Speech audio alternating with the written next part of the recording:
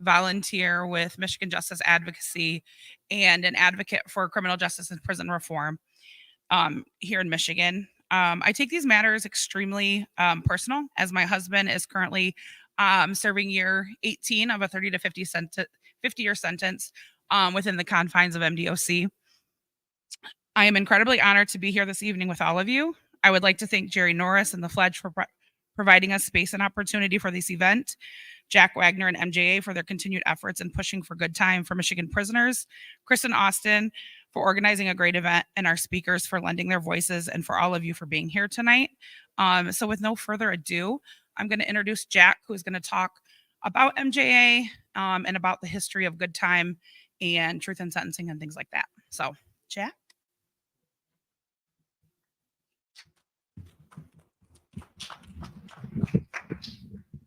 Thank you, Alicia. All right, can you all hear me? Good. So I like to share information because I'm an engineer.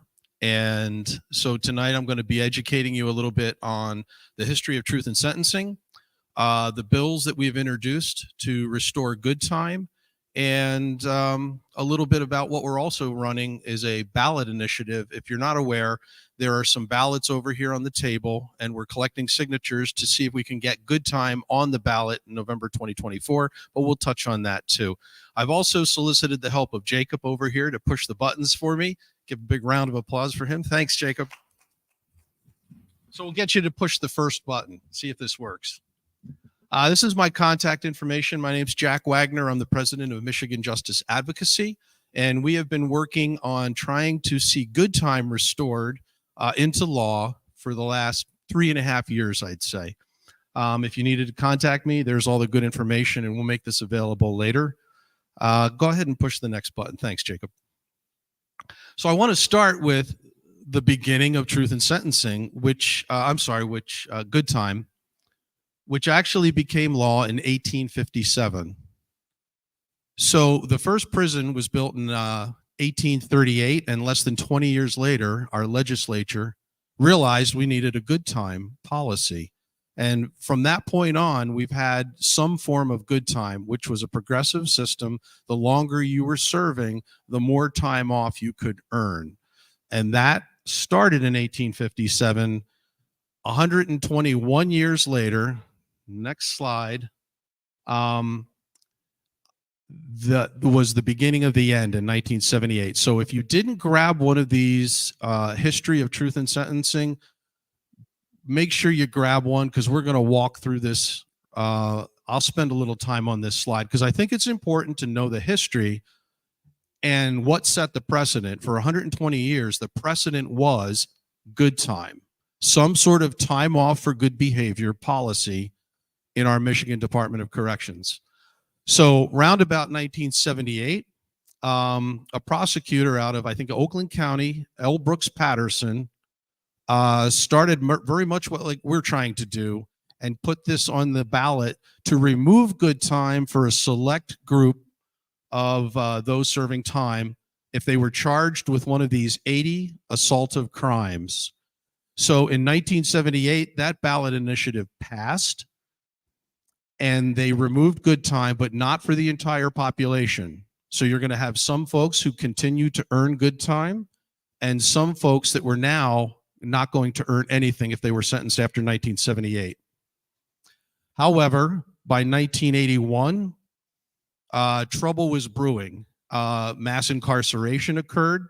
The population increased, overcrowding. It led to some incidents inside this prison system that the legislators had to do something about. So they formed some commissions to look into these incidents. I think there were some riots or fires inside of the facilities, and they cited the lack of good time as one of the main reasons that these uprisings had occurred. So the legislators then in 1982 passed what they called disciplinary credits. It was less generous than good time, and it only applied to those who were charged with those 80 assaultive crimes. Again, you had now two systems in play. You had some people earning good time, some people earning disciplinary credits. But by 1986, we find that the media got on board with the idea that, crime is running rampant and we're letting people out with good time. We need to do something. And they started imposing disciplinary credits on the rest of the population by 1986. So then through the tail of the 80s, end of the 80s into the 90s, you have disciplinary credits only. In the 90s was when we implemented truth in sentencing. That tough on crime mentality. John Engler was in office at the time, and he was being tough on crime. And even at the federal level, we started incentivizing states to at least require people serve 85% of their minimum sentence. We in Michigan, we had an 88% minimum target at that time, and we decided we would go to 100%.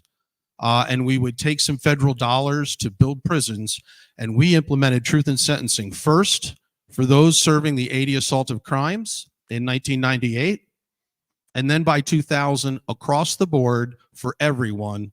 No more good time, no more disciplinary credits. If you were sentenced after that, you were going to serve 100% of your minimum sentence in a secure facility. That's what truth in sentencing is, and that's what we've been living with for over 2 decades now.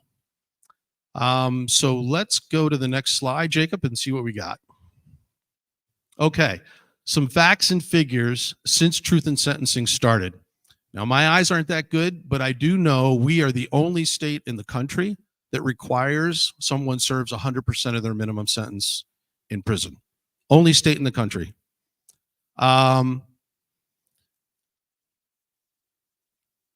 Can't blow that up anyway. Oh, as a result of this, it makes sense. It's logical. If you start to require 100% time served and sentence lengths start to grow with truth in sentencing in place, there's no way for people to be released early. Therefore, you have a situation where sentence lengths continue to grow and they can only go one way. And that's what they did. So now in Michigan, we serve some of the longest sentences right here in this state. We're at the top of the list. We also have some of the oldest average age prison population in Michigan. So it makes sense as a result of truth in sentencing and the 100% minimum that these things would occur. Also, we rank among the top 5 states in the country for wrongful convictions. So we're at the top of a lot of lists that you probably don't want to be at the top of when you think about it. And it cost us $2 billion a year out of our general fund budget. So it is not cheap to do this. And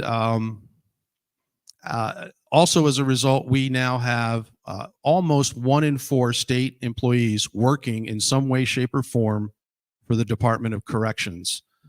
So it eats up a lot of our money, it eats up a lot of our personnel, and it's incarcerating a lot of our citizens far longer than we think it needs to be. And that's why we're trying to restore a good time policy. So Jacob, if you would. So one thing we have just recently tried, so we were working through the legislative process since we organized ourselves in 2020. We started this ballot initiative in August of last year, so August 1st. Let me give you some of the stats and updates on that. Would you go to the next slide, please? So we had purchased about 30,000 sheets. Each sheet would hold about 10 signatures. So we were accounting for maybe 300,000 of what we were targeting, which is 356,958.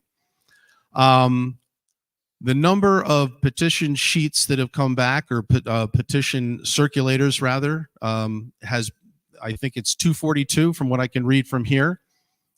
And those who have turned in more than 100 sheets, or 100 signatures rather, is a smaller number. So it's almost like a 10%, 10%, 10% kind of thing we're seeing. We have at least distributed over 20,000 sheets. We've only gotten a little over 2,000 back, so that's about 10%. We look at the number of circulators. That's people who have actually returned and signed these sheets. Those numbers are about 200. And of the 200, or 242, about 28 or another 10% have really gone the extra mile and collected more than 100 signatures. So right now to date, I can tell you we have about 16,000 signatures. Now, if you're looking at this and saying, but the target is 356,000 and the focus is to get on the ballot, you're probably pretty disappointed right now. That's my guess. However, if you think about what we've done is we've educated 16,000 people on the need for good time. Our volunteers have engaged people by asking them for signatures. Many times when you just say, hey, here's some information, go read a postcard, chances are you're going to see that postcard down the street in the gutter about 50 feet away from where the guy picked it up. However, when you ask somebody to sign something, they stop, they think, they really listen, and that's what our volunteers have done. They've educated people at a deeper level on the need for good time and what's going on in our state and our Michigan prisons. So I think it's been a success in that regard. We are going to turn off this ballot initiative at the end of April. We will be taking all those signatures. We won't be submitting them to the Board of Canvassers, but we will be letting our legislators know just how many people care about this topic, who have gone to the trouble of not just checking a box on a website and hitting submit, but they actually took the time to write their names, addresses, and they're committed, and they understand this and they're supporting it. So I'm going to let all of our lawmakers know when we visit them in May. We will have a legislative advocacy day in May. We'll come up to Lansing and we'll bring volunteers and we'll meet with our lawmakers. So let's go to the next slide. That's the ballot initiative, but let me bring you up to speed on the legislative side. So there are two ways to get a law passed, as I understand it. We can do this by we the people getting it on the ballot through the ballot signature process, or we can ask our lawmakers to introduce bills. And we have done that now no less than 4 times. So let me see if the next slide talks about those bills. Yes. On the back side of your sheet there, you'll find the history of the bills that have been introduced to restore good time. Starting in 2009, one lone rep from the UP, George Cushenberry, introduced a bill. In 2018, we had 2 reps, Martin Howerlich and David LeGrand. They introduced a good time bill, and it also languished in committee.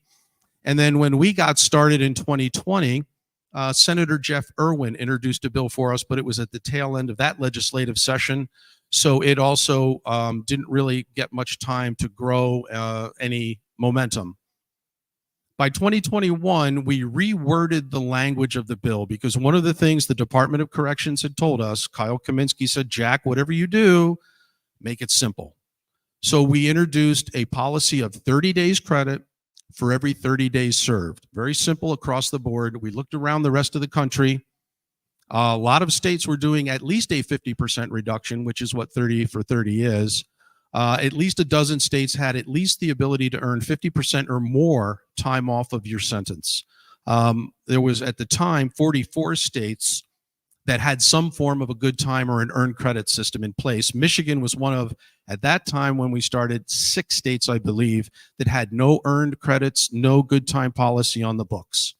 I can happily report to you that Minnesota passed a law last year to introduce a form of good time. They call it the Rehabilitation and Reinvestment Act. So we're going to learn a lesson from what Minnesota did. But what we did was introduce the bill again in the new form in 2021, Senator Irwin and 5 supporters on the Senate side. Then Rep. Amos O'Neill at the end of 2022 introduced the bill for us one more time. That sparked a conversation that got us going in 2023. So in 2023, we worked harder and talked to more people, and lo and behold, there's now 27 lawmakers on the list for the bill package in the House. Thank you. Who have signed on to that policy. Right now it's sitting in the House Criminal Justice Committee, and we hope to see it move. We are excited by the fact that Second Look got a hearing this past week. There's another round of applause. So we're excited about what's happening. We think maybe things can break loose and the logjam can be freed this time. But let me talk about some of the changes we have been discussing. Go ahead and go to the next slide for me. we are now talking to some senators about introducing the bill with some modifications. And again, I believe in information, so I'm being very transparent with you about what we are trying to do so that everybody in the room has the same knowledge. And if you get the opportunity to talk to your lawmakers, you're going to come from the same position that we are about what we're trying to accomplish here. So these ideas didn't come from me. They came actually from the inside, from folks who are incarcerated, shared some of these concepts with us. One of them was that some class 2 misconducts are safety concerns. And right now with Good Time, the policy, the way we've written it up, only class 1s would count against a person for the loss of good time, and only for a 30-day period. So we said, and I've been speaking to corrections officers about it as well, if these are serious misconducts and you're concerned about them, they should be elevated to class 1s, if that's the case. One example that I like to give, it's very obvious, is failure to disperse. If a fight breaks out and a crowd develops and CO says, hey, break it up, disperse, and people ignore that, I can see where that could elevate to a safety concern. So I said, let's put that on the list and move it up into a class 1 if that's the case. We moved 3 misconducts up into a class 1 category. This raises the bar for what it takes to earn good time, because we have heard the criticism from the other side of the aisle and from our opponents that say, oh, this is all just a get out of jail free card. And no, it's not. You actually have to work pretty hard. Now, having said that, I have met and spoken with many incarcerated individuals that would tell me, Jack, I haven't had a ticket for 15 years or 20 years. And I believe we need to recognize that and reward and incentivize that through a good time credit system. So this idea, I have now been talking to some senators about. There's another slide where I'm going to introduce a new concept as well. Right now, there's this informal organization of prefixes in front of someone's MDOC number. It's not called out in statute, but it is in the policy directives. An A prefix means this is your first time serving in a Michigan prison. A B prefix would be your second time incarcerated, and C and so on down the line. Well, we got this idea again from someone on the inside who suggested, what if an A prefix, you could earn full good time credits, and then if somebody comes back, now a B prefix, they could earn maybe 50%.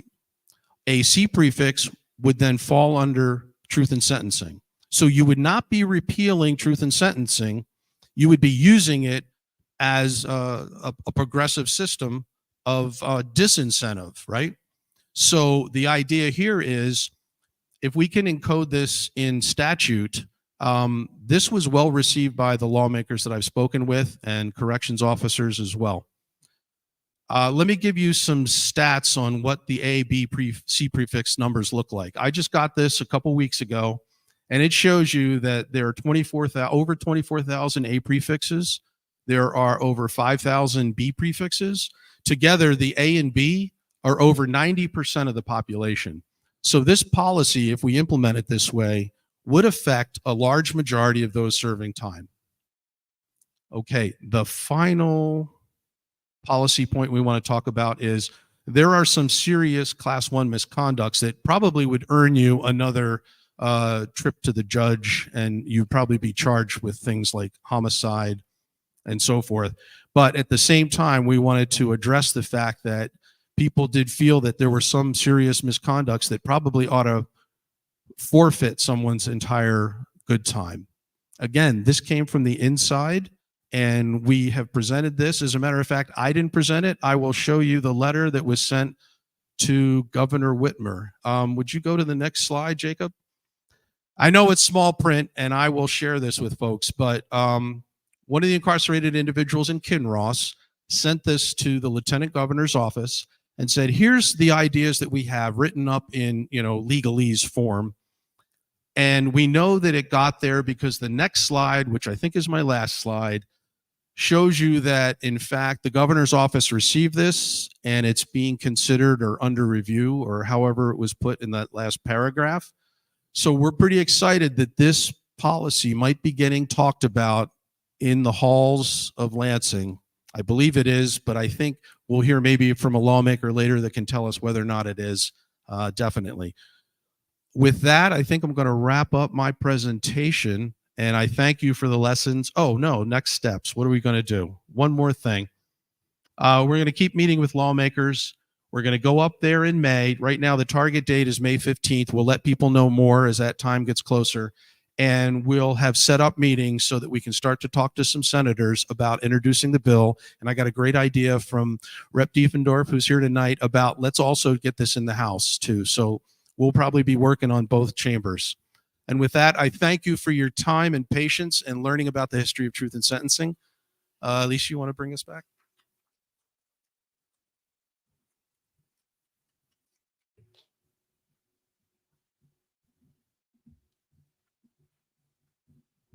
Sorry, guys, my husband is on the phone. We have, sorry, babe, hold on one second. Next, we're going to have Ryan Koss from the Lansing City Council First Ward come up and speak. Thank you.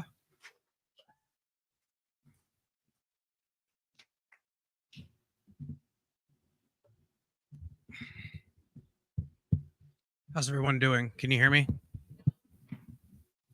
Is this off? Oh, here we go.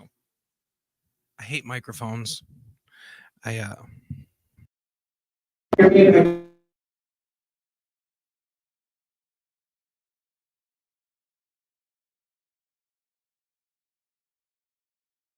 this better? Yes.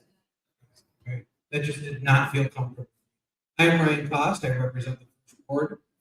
If you're not familiar with what the First Ward is, you're sitting. I will start by saying I have a unique perspective on this topic, as my dad was a corrections officer for 25 years, and he retired as soon as he could because of the system. Because the system is meant to keep you trapped in. And we shouldn't call it corrections, because corrections is not happening. We are continuing to build folks who leave prison or jail with serving the full time with no good time, especially in prison, specifically in prison, with no skills. And they end up back into the system. And the system is set up to trap people that are poor and people of color. The wealthy can get out of the system. They're able to afford attorneys, defenses, things like that. You saw the population numbers on the screen. That's outrageous. That we have 32,000 altogether prisoners in this state. And the struggle for me is we do not, this all goes back to the 80s, that tough on crime. And I vividly remember a commercial from 1990. It was the Texas governor's race primary. It was the last time they elected a Democrat down there. And two of the three Democrats that were running ran an ad bragging about how many inmates they had put to death down there. That was the mindset in that time. Cops on TV, America's Most Wanted, Super Predator, all of those things. It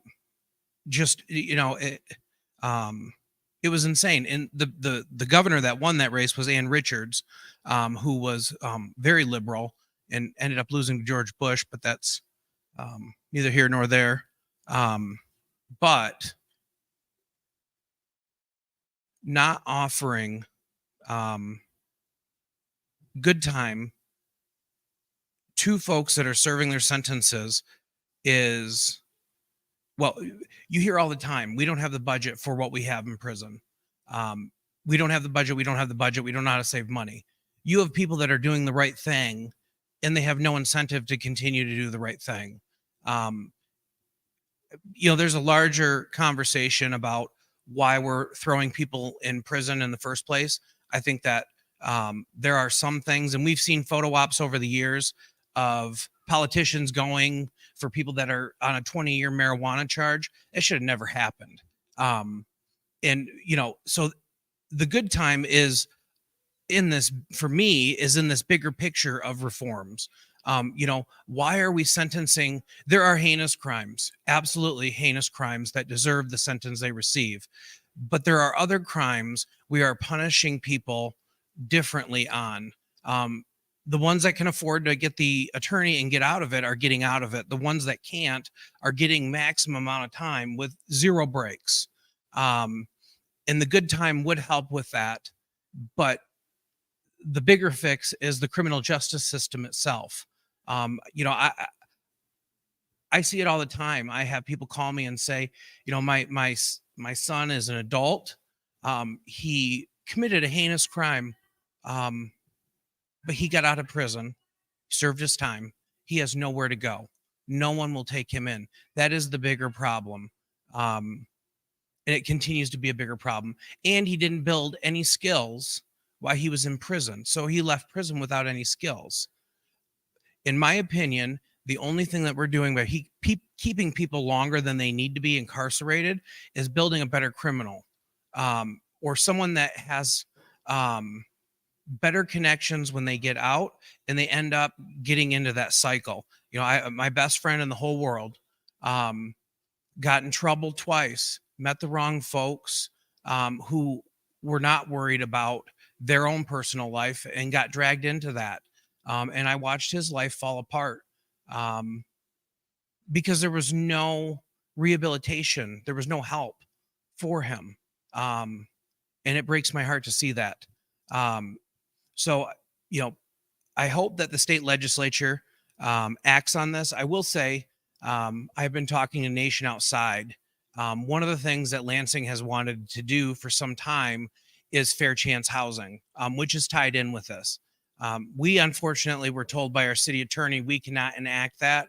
And I know Emily's looking at me and saying that, but our city attorney has told us, and the buck stops there. So we can't supersede him.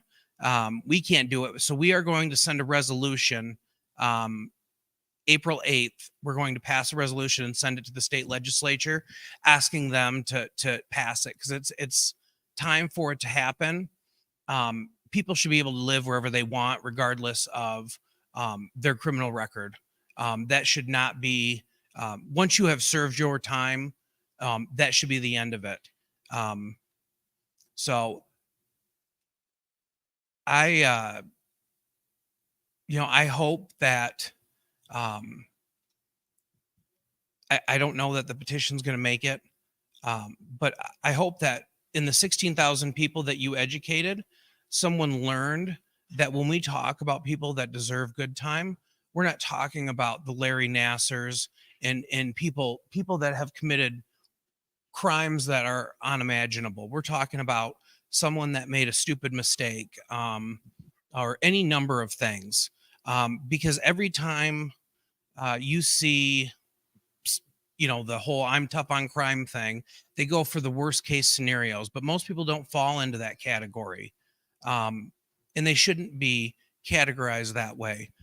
People make mistakes. I've made mistakes. I learn from my mistakes. Others learn from their mistakes. I don't think that there's anyone that's lost. It's important that we start treating people with respect. You look at our prison systems here in the States and you compare them to prison systems in Norway, in other European countries. I mean, they have knives unlocked over there. They don't treat people like animals. We do. We treat them like cattle here because we want to put everyone in prison. And it is time to stop doing that. It is time to start reducing the sentences, shrinking down the Michigan Department of Corrections. We don't need a prison system that cost, I don't know what the school funding is, but I would guess that we fund MDOC more than we fund our own schools. And that's concerning. So I appreciate your time. I'm not going to take up the 15 minutes because I'm just the city council member. But I do hope that, working with our great state legislators that we have, we're going to get some serious things done. And Lansing is going to keep sending resolutions that are fighting for the people that don't have voices, because this is yet another group that truly doesn't have a voice. No one talks about these folks, and it's sad. So appreciate all of your time.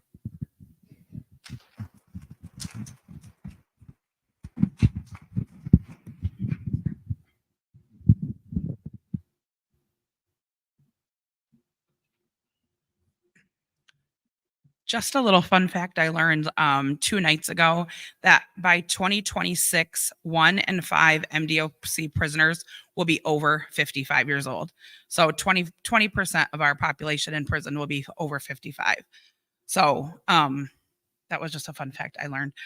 Our next speaker is not here as of yet. Oh, you are? Okay, I'm sorry. Sharmi Golson, right? Yes, sorry. I didn't see you, so I apologize. Sharmi Golson, please. No, you're fine.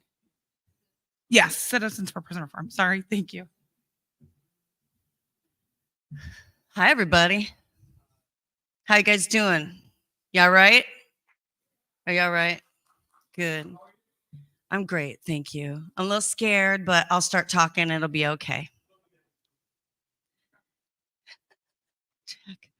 I want to thank Michigan Justice Advocacy. I want to thank Jack. I want to thank you good people for working on good time and your relentless work to bring justice to an unjust system. Thank you. My name's Sharmi Golson. I'm the Government Relations Liaison for Citizens for Prison Reform. I'm reading because I didn't know I was coming here until recently. Lois is very sad she couldn't be with us. She's our founder, Lois Polano. She's attending her uncle's funeral today, so I'm stepping in for her.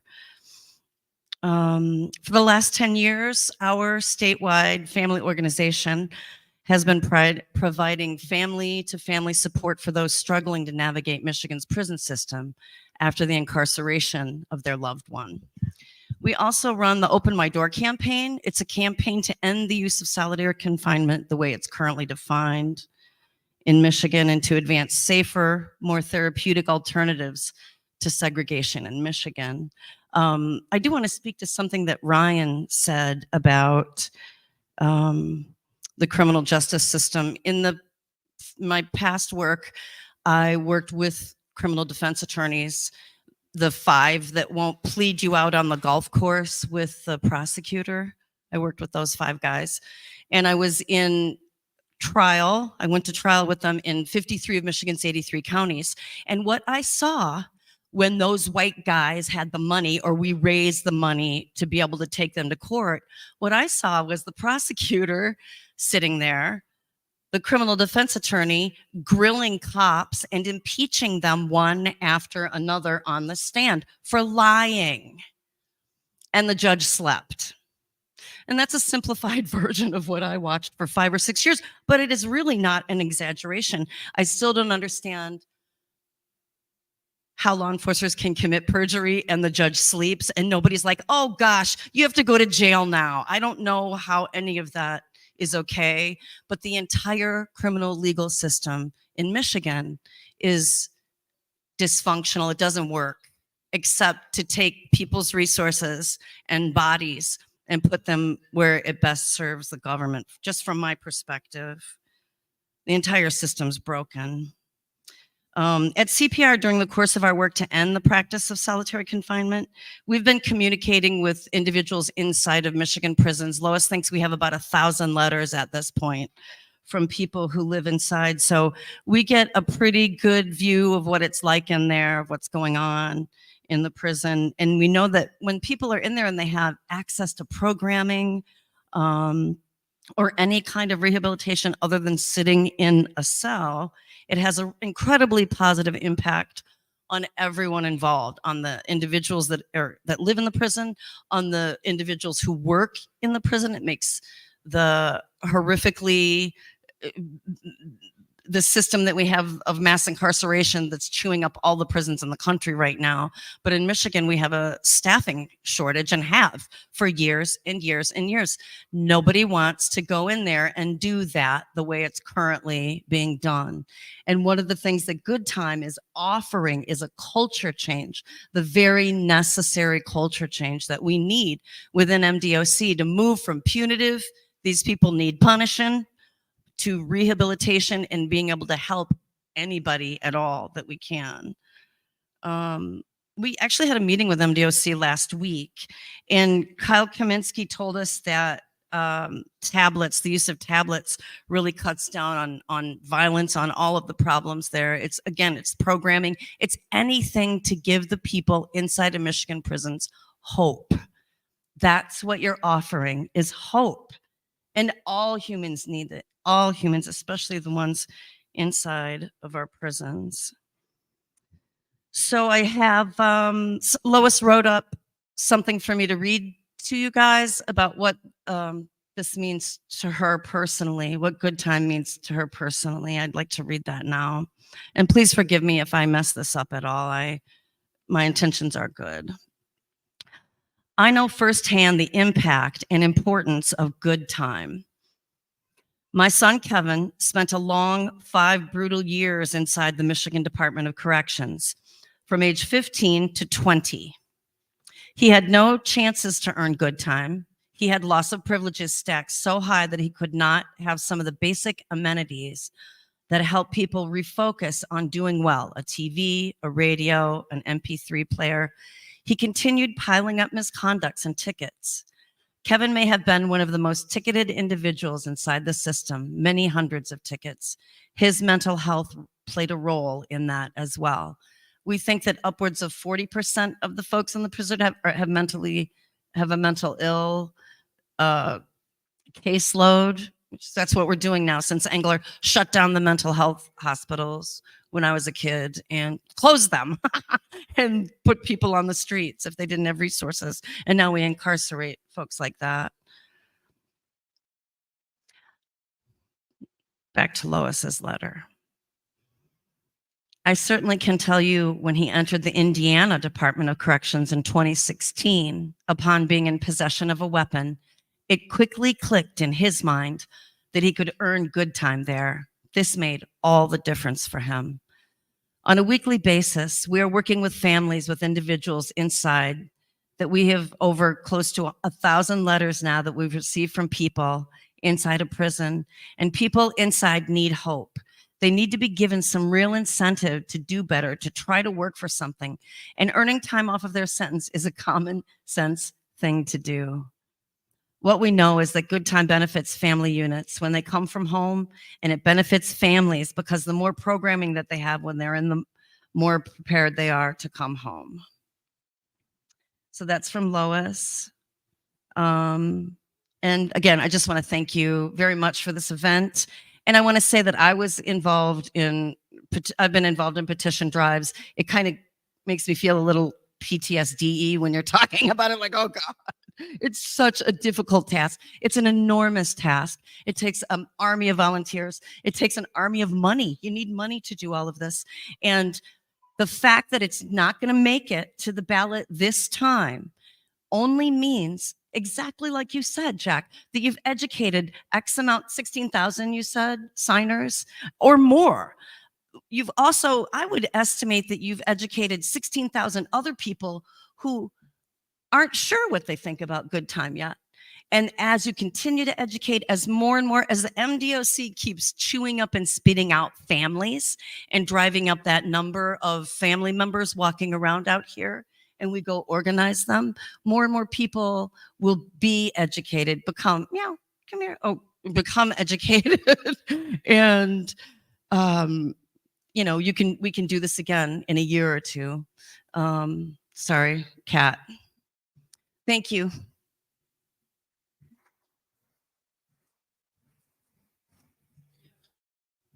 So I just want to build on something you said, and that is the need for education. And the reason I believe this is important is because it's almost a blessing in disguise, I think, that we probably won't get on the ballot in November of 2024. And let me explain why. Because if the people of the state of Michigan come out to vote, and the only thing they hear is Attorney General Dana Nessel say, this is a bad idea, she will get every platform in the state to cover that multiple times, every TV station, every radio station, every newspaper. And if the people don't understand this topic and they come to the ballot, all they'll remember is, oh, my attorney general said this is a bad idea. So I think we need to continue to educate the public, continue to raise this up in the public square so that by the time we do get to a ballot, if we go that route and get there, then people will know what this topic is and they'll have time to think about it and vote intelligently. So I think an informed voter is a very important thing. That's all I wanted to say.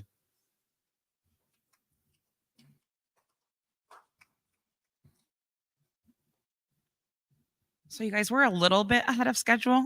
So we're gonna just take this time, Emily, if you're okay, we're gonna just take a break right now. There's refreshments out there, and then we'll come back in like 10 minutes and keep it rolling. So thank you guys.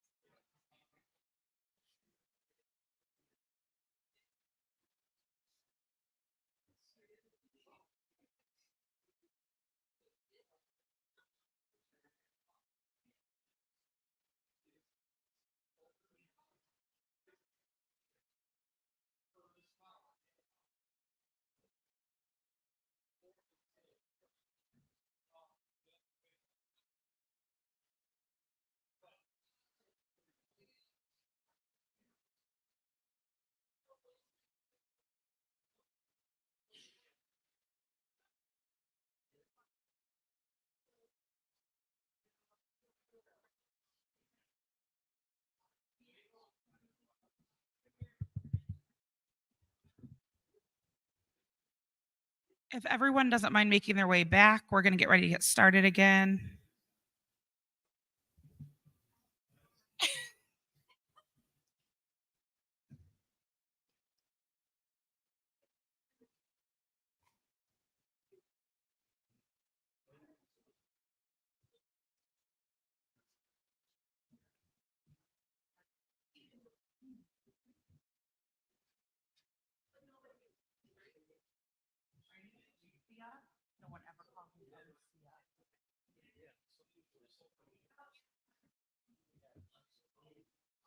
Thank you. I'll do that. Are you going to want to stand here or are you going to want to hold it? I feel more confident this way.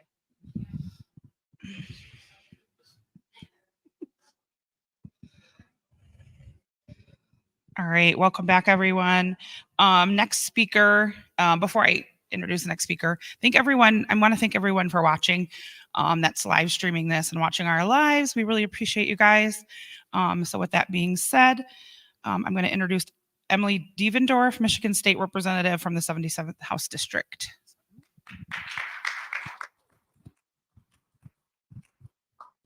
Thank you, Alicia.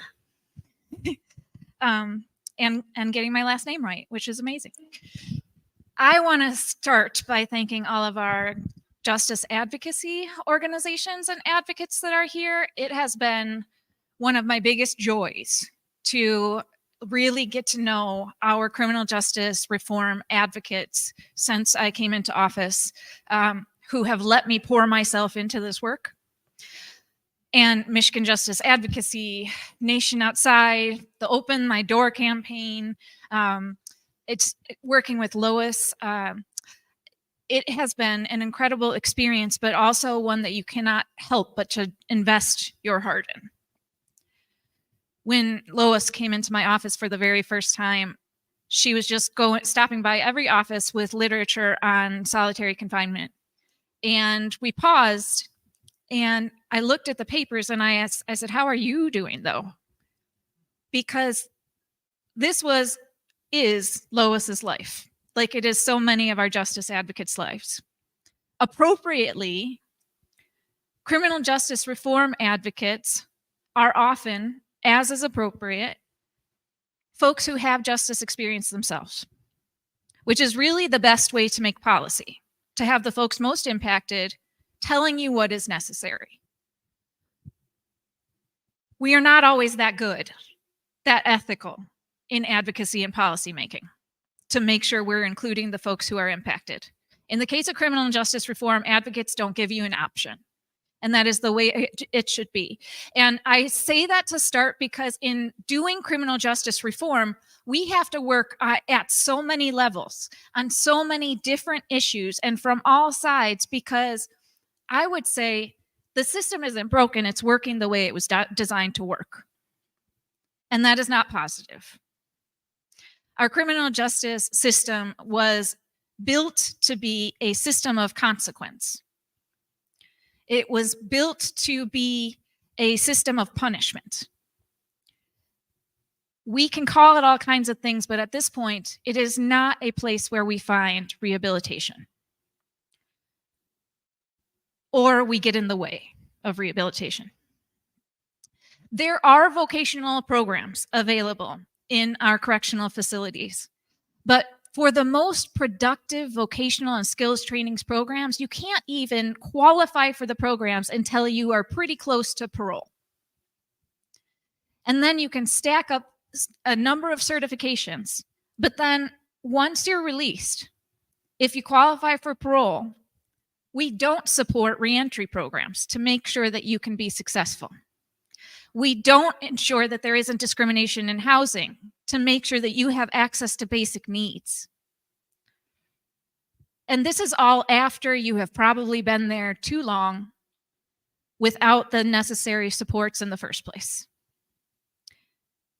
This may be after you shouldn't have been there at all. And these are all things that we need to pay attention to. As we're talking about good time, and we're talking about a ballot measure, these two things are so big. And I say that as somebody who has organized ballot measures. My background is in human rights and civil rights. And at one time, we were considering putting our biggest non-discrimination law on the ballot because our legislature just did not have the courage to move it through. That ballot measure was going to cost between $20 and $27 million. I'm saying that because it's not unusual. When we take our Constitution into our hands because we're fed up, because we're tired of waiting, it costs us. It costs us time and energy and money. And if we don't do it the first time, if we don't accomplish it the first time, it's hard to get all those resources again. So we pour all of our efforts into the very first time. But there are wins, as was mentioned already.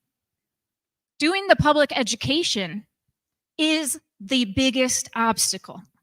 Ensuring that everybody knows what is needed and why there is urgency is the biggest obstacle. So if you spend that time and still are not able to make it to the ballot, and I'm not going to say that we can't, but if we're still not able to make it to the ballot, we have done the work of ensuring that we are building the momentum, we're building the tension, and we're building the demand for what we know is necessary. So I don't want us to consider it a loss if the ballot doesn't happen. I will say that we have to come at this, when I say we have to come at this from all sides, I mean that we don't give up on the legislative aspect at the same time that we're looking at the ballot, that we don't stop doing public education regardless of a ballot. One of the things that I feel is my duty as our legislator here, but also as a more progressive legislator, is to build the courage. Courage is the problem, a courage deficit. And honestly, if you decide to be a legislator or in any elected or appointed position, you have already signed up to have some nerve. So you have to follow through on that. You made a commitment to have more courage than the average person when you sign up. So you better follow through. With Good Time, I want to make sure that rehabilitation is an option, that folks will be recognized for the learning and growing that they do. That if we're going to claim that a whole area of our state and where a good majority of our funding dollars goes, if we want to make sure that it's effective, that it's safe, that it's valuable, that we have to recognize people as individuals. We have to recognize the uniqueness of everybody's journey. And with the uniqueness of everybody's journey, we're going to have different routes to rehabilitation. We're going to need to make sure that people know that the work they put in and the hope that they build in themselves is toward something. We also should not be leaving people in longer than is actually productive. We know that in corrections, once somebody has been in so long, you hit a wall. You truly can only be rehabilitated so much before it does not feel positive or productive to you. Before you start to feel like, well, maybe I'm just going to sit here. And at that point, when that hope goes away, when that time has gone on and you're still there, it starts to feel like there's less incentive to put in the work or to behave if you don't feel like you're respected while you're there. That's why I will never be supportive of life without parole. And honestly, I will also not be supportive of truth in sentencing. I will do what is necessary to try to make sure we make progress, but demanding that folks who are sentenced have to serve their minimum sentences does not recognize learning and growing. That's why we talked about Second Look and the fact that it was just in committee. And as many of you know, Second Look is the opportunity for us to review whether learning and growing has happened and whether somebody should be eligible for parole after 10 years time served. The majority of folks sentenced in Michigan prisons are in there for 10 years or more. I never like to talk about human beings like dollars. You have inherent value regardless. I also know that we spend more money for every year in prison that somebody spends than we would ever need to spend if we decided to invest in their rehabilitation. Than anything that we would need in order to build really strong reentry programs. And we could still allow people to have a life and to contribute to society. We need good time. We need people to know that what they're doing is not wasted, that their hope and their efforts are leading to something and not just helping to continue to build the prison. Not pouring their skills into making the awful place that they are home. Skills should be something that we are able to put towards the life we are building. And even more so, everybody should be able to build a life. So while we're looking at good time and making sure that we are paying attention to it and getting it scheduled and also trying to get it on the ballot, we need to be considering all of the other ways that we can take a system that is unfortunately working too well to accomplish what it set out to do and turn it into something that is as minimally harmful as possible. And I say that because I don't know that punitive responses are ever going to be at the top of my list. I don't know that I'm ever going to consider prison our top best choice for rehabilitating somebody. Not when we could be sitting down and talking about what harm has been done and how to repair it. Not when we could be investing in social programs to ensure that people have access and opportunity and never end up in a position to make that one mistake or have that one bad night.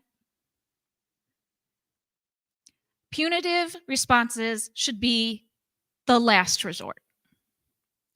So we absolutely should not be continuing to invest what little resources we have into making corrections bigger and stronger and making our prisons the best and most wonderful places to be. But we should be making them humane. And we should make them minimal stays to ensure that we are letting people go when they have truly evolved, because that's what we're asking. When people do what we ask of them, they don't need to be punished anymore. We do need them in the world. Our returning citizens and our folks who are incarcerated at higher numbers than so many other states could be your most valuable neighbor, could be the best friend you haven't met yet. When Lois came into my office that day, she was talking about solitary because of the experience with her son. And it was the first time I met her, and we both ended up hugging and crying because I'm a crier. But we also left that meeting with me fully committed to ending solitary confinement and to doing everything we can to address it. At this point, I'm working on solitary confinement. I'm working with Lois and the Open My Door campaign. And am I going to say Charmy? Yeah. Thank you. In order to expand family visits, to make sure that we are offering the ability to connect and keep your social circle, your support system around you while you are incarcerated. Because we know we have draconian rules in place that have family visits so restricted that folks are feeling isolated when they really shouldn't have to be, when nobody should have to be. We all need a connection to the outside world. And certainly none of us need to be inside a tiny box all by ourselves for years at a time. The way we do incarceration right now shifts whole lives, whether somebody gets released or not. And I know I'm preaching to the choir here. I know this is a room full of justice reform advocates and folks who have unfortunately experienced exactly what I'm talking about. But we have to hope that the more that we talk about this, the more people will understand. And one thing I want to make sure that we know before my portion is over is that I am seeing a blossoming of understanding around criminal justice reform among my colleagues that shows that we understand that what we've been doing has not been working. The overwhelming narrative and conversation is that the way it is now is not fair, is not compassionate, and is not effective. So what is left? Courage. Courage is left. My philosophy is once you can identify that something is wrong, you don't have an excuse. You don't have an excuse for perpetuating what has been going poorly or unsafely or harmfully. You're only right once you know what is wrong and that harm is being done is to stop it, to not play into it, to not contribute to it. I like to take it a step further and say to fight against it. And everybody in this room is doing exactly that. We have bills for good time in the legislature right now. We have some bills that were introduced last year, and they still could pass this year. There's no sign of movement right this second. That doesn't mean we stop making the demand. It doesn't mean that we release the tension. It doesn't mean we slow down the momentum. Because right now, at this point in history, at this time in our Michigan legislature, we have to hold on to every opportunity this year to push ahead and make progress. And that means if we're going to push this through at the end of the year, then that's what we're going to do. But we're not going to stop trying to make sure this is possible no matter what route we go. If there are legal challenges, we will take them. If there's a door we can open in the legislature, we will run through. And this ballot measure, regardless of what happens with it, is going to leave us having made progress, having built the understanding. And with the understanding, we can only hope that everybody who does come to understand will leave themselves no choice but to do what's right, to do what's needed, and to fight back. Thanks. I like your philosophy.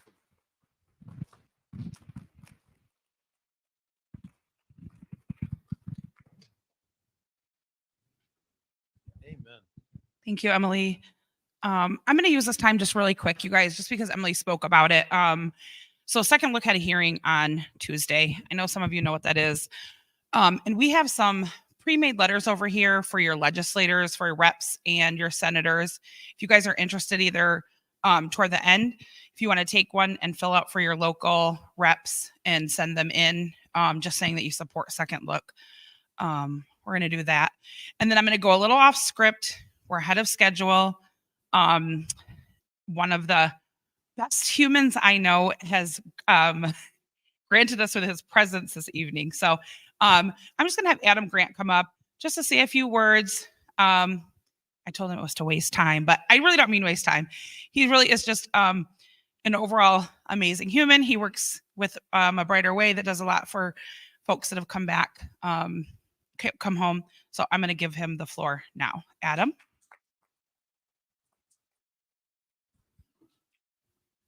This is me calling you the greatest human. Help say. Way to set the bar low. I tell my story no matter where I'm at, whether I'm in a room of advocates or whether I'm in a room of opposition, because I think it can be inspirational in two different ways. In a room that might be opposed to the work we're doing, it reminds them that it matters. I grew up, I moved to Lansing and lived on Prospect. I lived on Clifford for the years that I went to high school. I literally lived underneath the Hunter Park pool in the summer of 1986. So I'm local. I'm back doing some good, but I also did some terrible things in this neighborhood. I was a stick-up kid. I did my first armed robbery at 12. I'm all the things that you worry about. I was that B prefix. But I also had disciplinary credits. I got sentenced to 27 to 50 and 2 for the gun. And I went back so many years later, which is why Second Look is important, is because I went back to a successor judge who did not know me and did not know the law in 1993 when I went in front of them in 2019. So she thought that I should do 4.5 more years, despite the fact that I had done 9,500 hours of trainings and classes that I taught. Because I was one of those people doing so much time, I couldn't take classes. So my way of getting around with that is if we needed a class, I educated myself on it. I proposed it. I taught the class. So first thing, and I'll say this to the legislator in the audience, it don't cost nothing to rehabilitate people. Nothing. So that argument that dog don't hunt, as my grandpa would have said, you know, but we use it so regularly. So I did 27 years in the Michigan Department of Corrections on my B prefix. I did 2 years before that. I was back when 17 was considered an adult. So 6 hours after I turned 17 was the first time I got arrested as an adult. And that's where my record stems from. I've got 8 convictions on my record. None of those things that I'm proud of, but you can guarantee that I'm proud of what I've done with them. Because 4 years after being out, the executive director of A Brighter Way, we went from an organization who had 1.5 people working for it and hoped that we could keep the doors open to an organization that has 8 people working in it now, and we had a $500,000 budget this year, which I also find to be hilarious because I couldn't get a job at Blarney Castle Shell gas station because I couldn't handle $50 after I got out of prison. So some of these things are kind of ridiculous, and we like to put a face to these things. So everybody's story is important. Keep telling them, but don't just tell them in spaces like this. I mean, this is one thing. You guys see my shirts? Anybody who knows me knows I got a shirt everywhere. My wife told me when I came home, I can either advertise for somebody else or I can advertise for the things that I believe in. So I got my shoe game and my t-shirt game is tight. I got about 85 t-shirts at the house that say a little bit of everything because these things foster conversations in the line at the grocery store, at the post office. Depending on where I'm at, depends on what I wear. When I go to talk to legislators, one of the first things I bought, there's 2 things I bought with my first paycheck. Suits and one of those speakers that's got like the little luggage rack because I had ideas I was going to be on the Capitol steps raising hell. You know what happened? COVID happened. I came home January 8th of 2020. I was canvassing for the Elliott Larson Act when they closed down the Secretary of State office. I mean, I'm not playing. They locked people in. Everybody, nobody else could get in. Everybody came out. I was on MSU's campus when they shut it down. And I lost the job that took me 3 months to get, a job that I'd already got a promotion because I excelled at it. One of the things that we need to tell people is we not only need to humanize it, but we need people to understand how motivated people are, especially people who've served long sentences. I'm not saying that some people would have learned on the 2 years. I didn't. I learned I didn't like prison, but apparently I didn't like it. I did not like it enough because when my parole agent violated me for breaking into my own house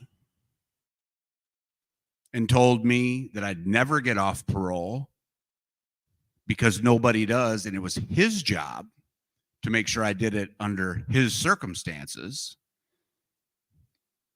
that's when I decided to go on a spree and I robbed a bank. I had no plans to do anything like that. Most people don't. I see some people in the audience, you look a little sketch. I think there's a couple people out there that have had some tough times that thought about robbing a bank. We've all seen the movies. That's where the money is. But when somebody's done it, they've already taken that first step. They're resisting something that the average person in the population doesn't have to resist. So one of the things that keeps you safe is these programs, is these reentry programs. We don't need more reentry programs. We need the state to let go of those funds and stop trying to do it through the Michigan Department of Corrections. You have to separate supports and supervision. They don't go together. So what we do at A Brighter Way is we provide people with social supports and service connection. I put social supports first because they recently changed it, but they still have an issue with it, that when you come home, you can't associate with each other. Greg and I have known each other for years, and it was wrong for us to be able to associate with each other. And it's no place else except for when we were doing these services that they would make an issue of it. Do you ask your teller at the grocery store if they've got a felony? But they were telling them they couldn't associate with us because we were formerly incarcerated despite providing a service. We need to demand this. Everything is a call to action, y'all. I'm glad you're here. Thank you. Ain't enough. It ain't enough. You know, last Saturday I was out there screaming at Women's Huron Valley. Yeah, and one of the coolest moment to me was 3 days later I was talking to somebody, and she was talking to somebody on the phone when it was going on. She said, "I don't know who it is out there, but they're out there telling them to shut the bleep up." And that was me. That was me, because they told us to shut up. The chase vehicle drove by and told us to shut up. So I told them what I thought about that and how stupid do you have to be, because they've dehumanized the people who are incarcerated and the people who are holding them. You don't make people work 60, 70, 80-hour weeks if you value them. They're just better paid slaves than we were. We make 35 cents a day. Well, you make that for going to school. I shouldn't use that number. You made $1 a day. You know, I had a good job. I made $1.77 a day. Seriously. $1.77 a day for teaching classes on a professorial level. So I think ultimately it's not enough to just humanize people, because the world I came out to doesn't value human beings anyway.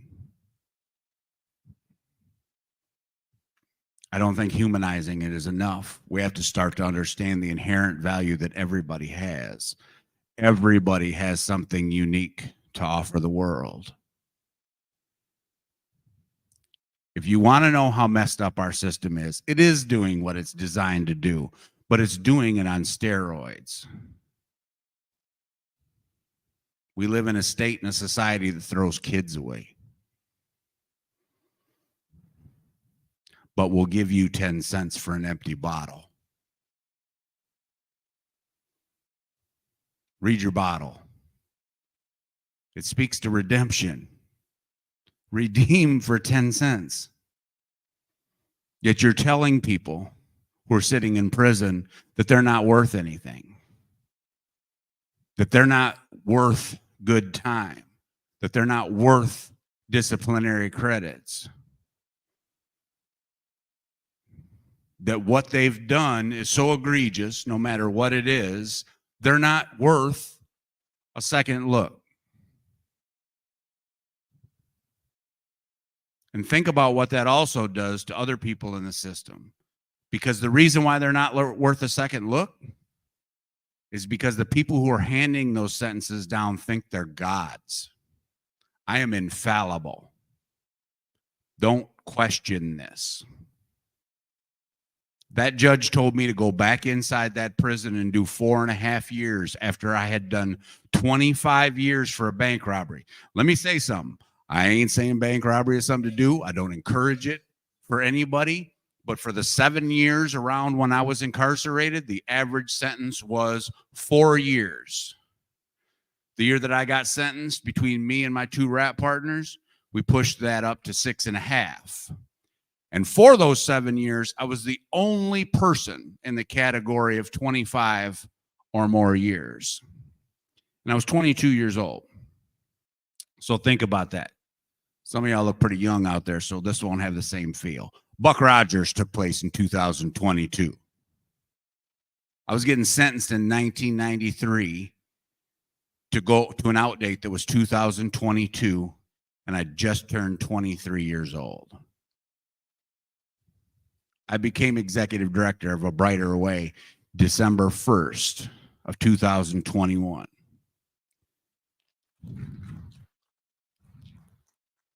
A year and a half before they even wanted to consider me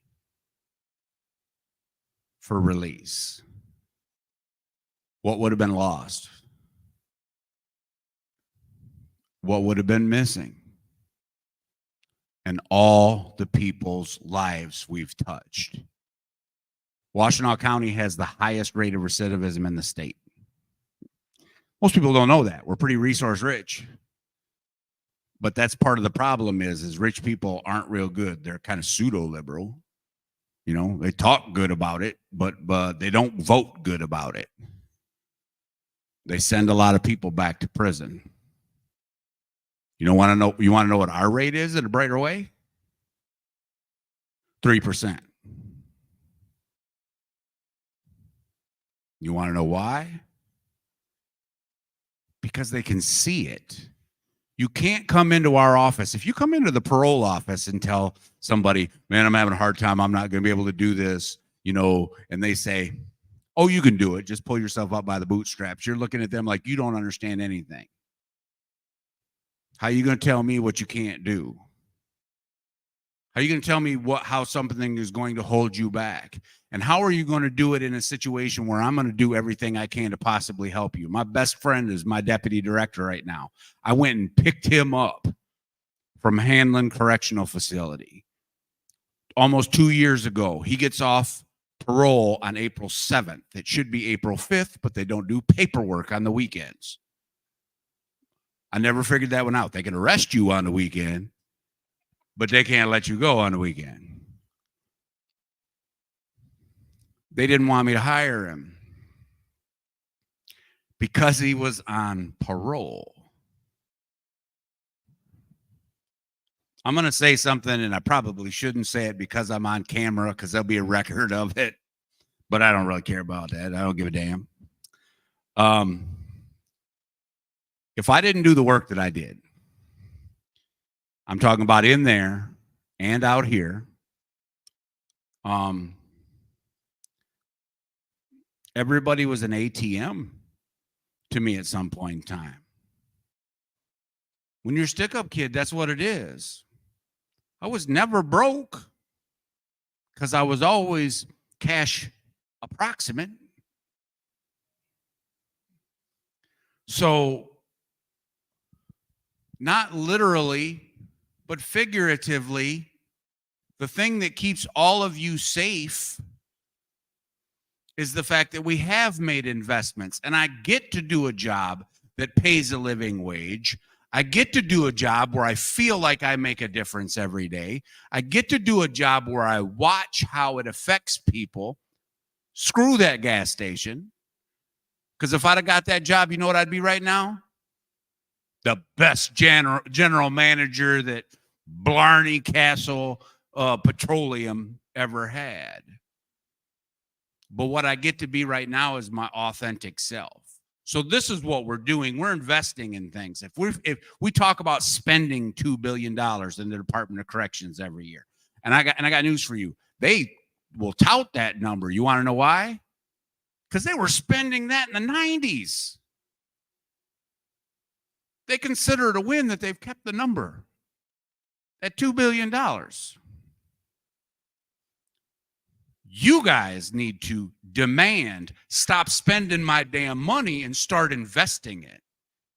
I want a return on my money. It's only corrections. Corrections is the only place in the world where you do a terrible job. You have these recidivism rates, and the answer is give me more money. It's the only place where you say, I can't really do my job really well on the incarceration and rehabilitation component, but give me some money so I can dabble in reentry. 2. Now, I want to say this because this is important. Because I don't want to sound like I'm bashing. Because I'm not. I'm not bashing the DOC. DOC has come a long way. Problem was how far they started out. You know, coming a long way still leaves them way short. They're doing a lot of things better than they are. But this is the one thing that they need to learn how to do. Things have changed. And they've learned they got to play nice with other people. They are the bully on the block. They decide how these things are going to be done and how much they can do. They have been investments that have gone in to peer services and things of that nature. But the ridiculous part about it is you have to sign a memorandum of understanding. And the memorandum of understanding says you will follow the rules that the employees of the Michigan Department of Corrections have to follow. Which means if you're coming out of prison, I can't buy you a cup of coffee. If you're coming out of prison and you just lost your wife, I can't give you a hug.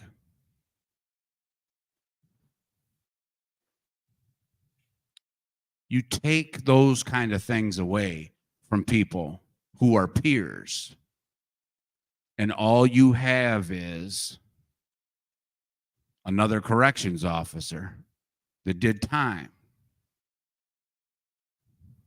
I said this, and I'll say this is the last thing that I'm going to say on this, because I think this is really important. We live in the era where we talk a lot about DEI, diversity, equity, and inclusion. Shut up. You people don't know what that means. I'm not talking about you. I'm talking to the people on camera. Because what we do is DEA. We tout diversity because it looks good. The optics are good. I got people, I checked boxes. I got women on my board. I got black folks on my board. I got Hispanics. I got somebody who served some time. I checked the boxes. I've got diversity. Don't understand a bit what equity means. Start talking about equality. You can't get to equality until you have equity. So you can't just kind of level the playing field, because the playing field has been unlevel for too long. So you can't really start talking about equity until you start being honest and having conversations about reparations and guaranteed income and how are we going to make things more streamlined for people to do things and give them the opportunity to make mistakes. You all made mistakes. I know you. Some of y'all were having a real good time in college, and you're grateful there weren't cell phones around to record that stuff. Yeah, that's what I thought. Ours are documented. The last part about it is when I change that I to an A is we don't want inclusion. People act like they want inclusion. They want assimilation. Okay, I've diversified. I believe in equality. I'm going to bring you in, but act like the last person who sat in your seat. It defeats the purpose. When you bring people into the room, you want them to bring their experiences. You want them to bring their differences. This is how we're going to grow in this situation. If everybody's acting like somebody else, you know what happens? Q would go off on this because I got to use this word. Homeostasis happens. Balance. Everything wants to come back to balance. The status quo will fall back into place. And I got news for you. It's closer than we think it is, because recently some people have gotten really bold about telling people to their face, you're the flavor of the month. Because they know if you guys aren't stirring stuff up, things are going to go back to the status quo. They're going to keep putting the money back into the same institutions. We had this ARPA funding that pumped a lot of money into the local communities, but didn't really support them on how to do it. So they're going to say, well, we gave them money. Keep giving them money. Keep giving them mistakes. Those mistakes you made in college, those mistakes you made on the first jobs, I started making at 49. I came out here 49 years old, and I'm killing it. You give people the opportunity to make mistakes, I believe they'll kill it too. You fund organizations like A Brighter Way, like Nation Outside, I believe there will be more people who will kill it because they'll know that it can be done. And the other thing, like I told Q when he got the other job that he's working on, he has one thing that I didn't have. He's got me. That's what you invest in so that everybody has a me, has a Greg. Everybody can't have a Jerry, especially when you're coming out of prison. That is rare. And I may seem like it, but I'm not that rare. This isn't a matter of exceptionalism. I'm doing good, but everybody has this within them. You just have to invest in them. You have to give them the opportunity. I'm grateful to be back in my old neighborhood doing good. The job is clear down in Ypsilanti, but at some point in time, maybe I'll start something around here, but funding ain't very good here in Lansing. I'm going to be honest about it. It'd be too hard to put together here. I make too much to work in Lansing right now, and I'm not going to go into politics because I love my wife. That's the last thing I'm going to say. Thank you, everybody.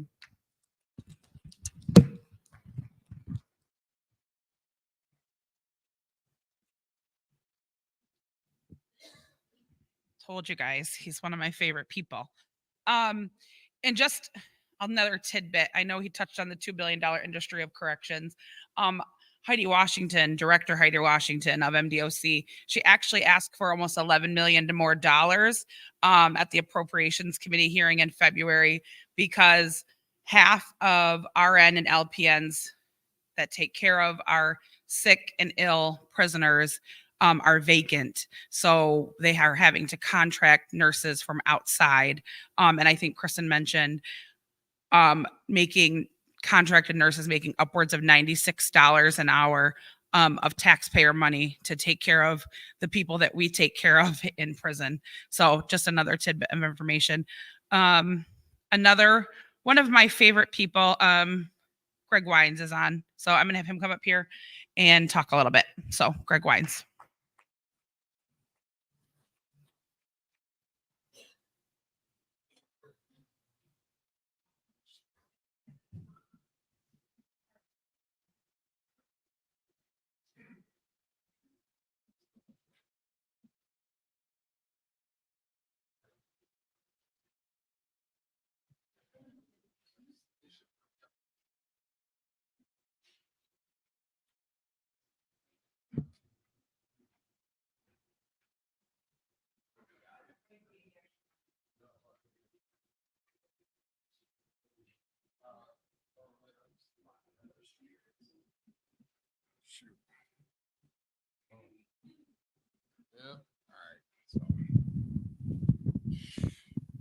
I'm not a big fan of these things, but I'm going to use it, and hopefully they can hear me on that thing.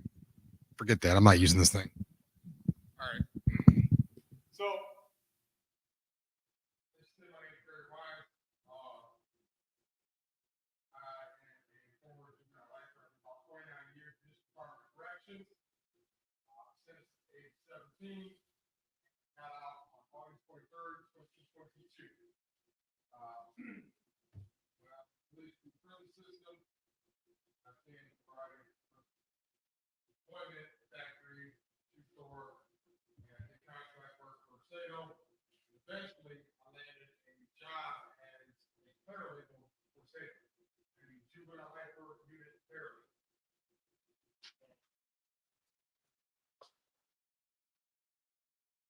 Do what I love.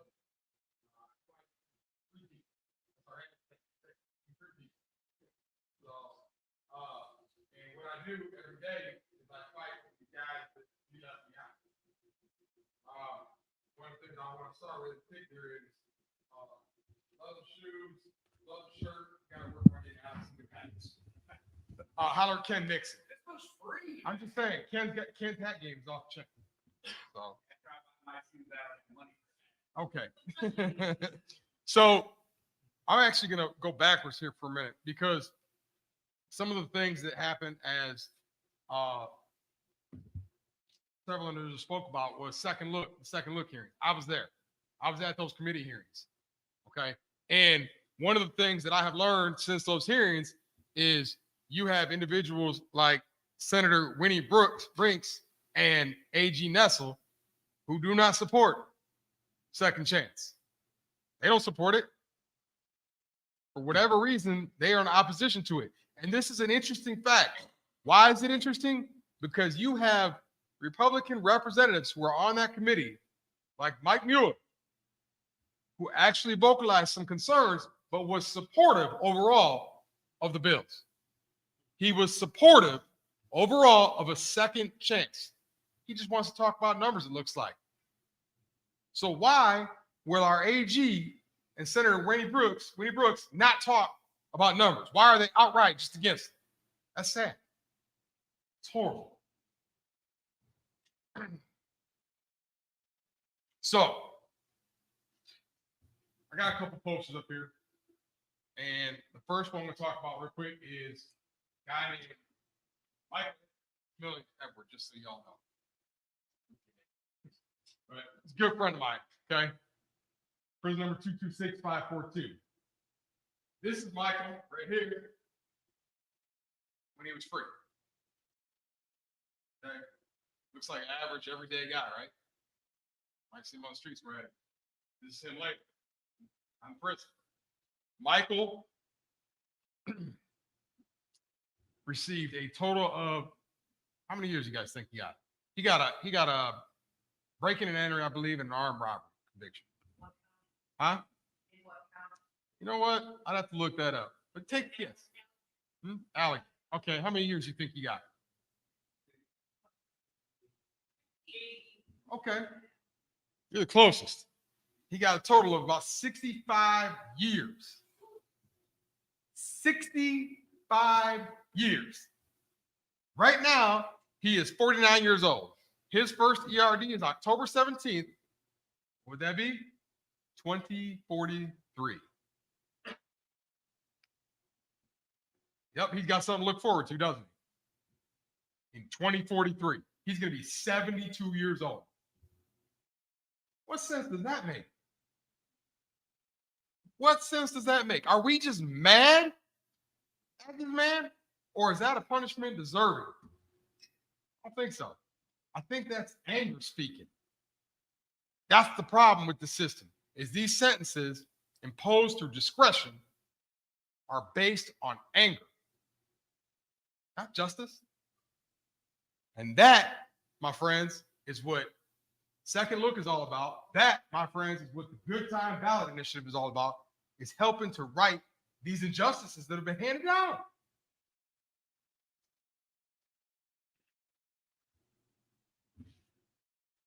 Anybody know him? See a couple hands around here. Yep. Jamie Meade. He's a hockey player. What is he, 8 or something? Look at those freckles. Yeah. So Jamie Meade was incarcerated at 19 years old. Okay. January 9th, 1993. He was incarcerated as an aider and abettor. Aider and abettor. For murder conviction. His co-defendant took a plea deal. Anybody know what a plea deal is? Everybody knows what a plea deal is, right? His co-defendant is out. Oh, guess what? His co-defendant is the principal. His co-defendant actually had the pistol and shot someone with it and killed him. And he is out on the streets walking around. Jamie Meade got life without parole. Yes. He is still in the prison system. Jamie Meade, since his incarceration, now we talked about rehabilitation, right? Right? Talked about making changes, doing better, okay? Jamie Meade has gotten his bachelor's degree. He has gotten a master's degree. He's working on his doctoral. That's insane. This man is in there educating himself, going above and beyond. He remains misconduct free. Remains misconduct free, but can't even get a commutation hearing. Can't even get consideration. That is the guy that I want to live next door to. That's the guy I want to live next door to. The dude who has his doctoral, for real? Come move to my neighborhood, please. Shoot, bring the value of it up. But this is the type of individual that second look would be intended for. That's why these bills are so important. That's why these ballot initiatives are so important, is because they impact individuals who are languishing away in prison. This man right here, his co-defendant was his brother. His brother took a plea. His brother has been out. And his brother has been out. And his brother has been out. You guys get it? Yes. While he, once again, stays in until 2043. Took it to jury trial. So if you go to a jury trial and you don't plead out, you roll the dice, guess what's going to happen? We all know that. Okay. So for individuals like this, in particular, ballot initiative, good time. Okay. This man is going to be a 72-year-old man. You're going to pay for him. You're paying for him right now. He gets dizzy spells. You're paying for his medication. Thank you. You're going to pay for more. You want to pay for more? You like paying his medical bills? I don't think so, huh? It'd be nice if he was out here, got a job, and contributed. And he's willing to. Give him the chance, though. He needs that chance. And the only way these guys are going to get chances is if we pass this stuff. If we start getting out on the streets, getting people involved. I don't care if you got to post it on Facebook, Instagram, Twitter, whatever. Get on a horse, a donkey, ride it somewhere, put up a sign, get people involved. We got to get at it, guys. It's not like we're going to have a million chances. We're not. We don't have a million chances. We get a second chance. We don't get a third, fourth, fifth chance, man. I was sentenced to die in prison. And here I am. I am a paralegal with SATO. How many more paralegals do we have in our system? How many more doctors do we have in our system? Probably a lot. How many more directors of Brighter Ways, executive directors of Brighter Ways, my bad, do we have in our system? Probably a lot. Stop looking at these people like they're scum of the earth and can't amount to anything. We're proof. We're proof. You might see me in a Rock t-shirt, but I'll tell you what, man, I'll sport this sucker just like a Rock t-shirt. I don't care. I'm out here making a difference. Give them a chance to make a difference, man. Get out in the streets. Make some noise. Get these people involved. Appreciate you guys' time, man.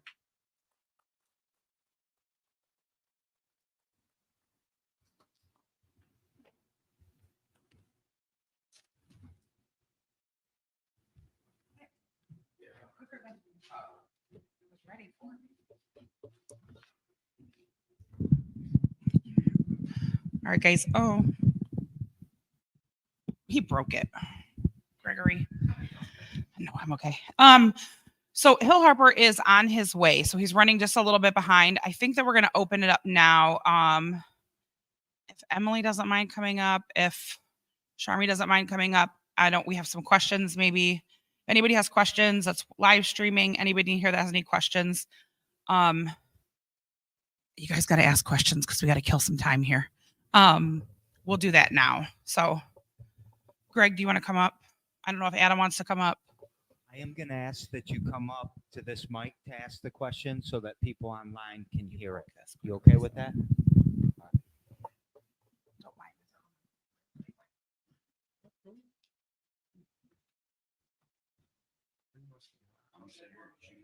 Okay, I was gonna say, man, you're a big dog. I'm seeing that. You know, big dog. Slightly. slightly.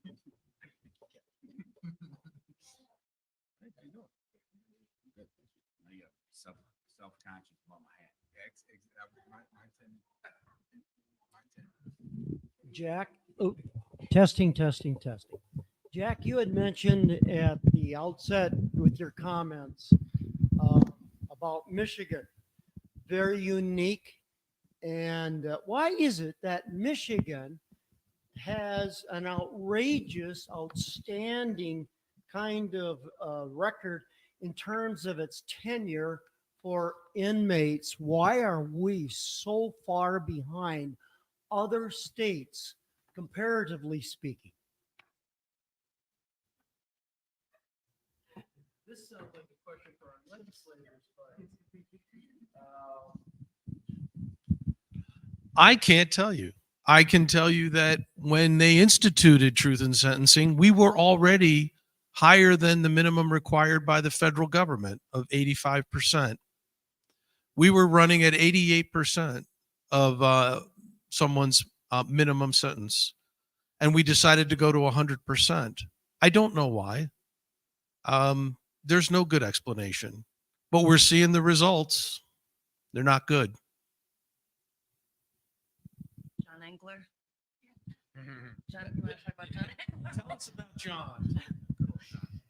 I'm not going to blame this on anybody in particular, but I can offer a little bit more direction.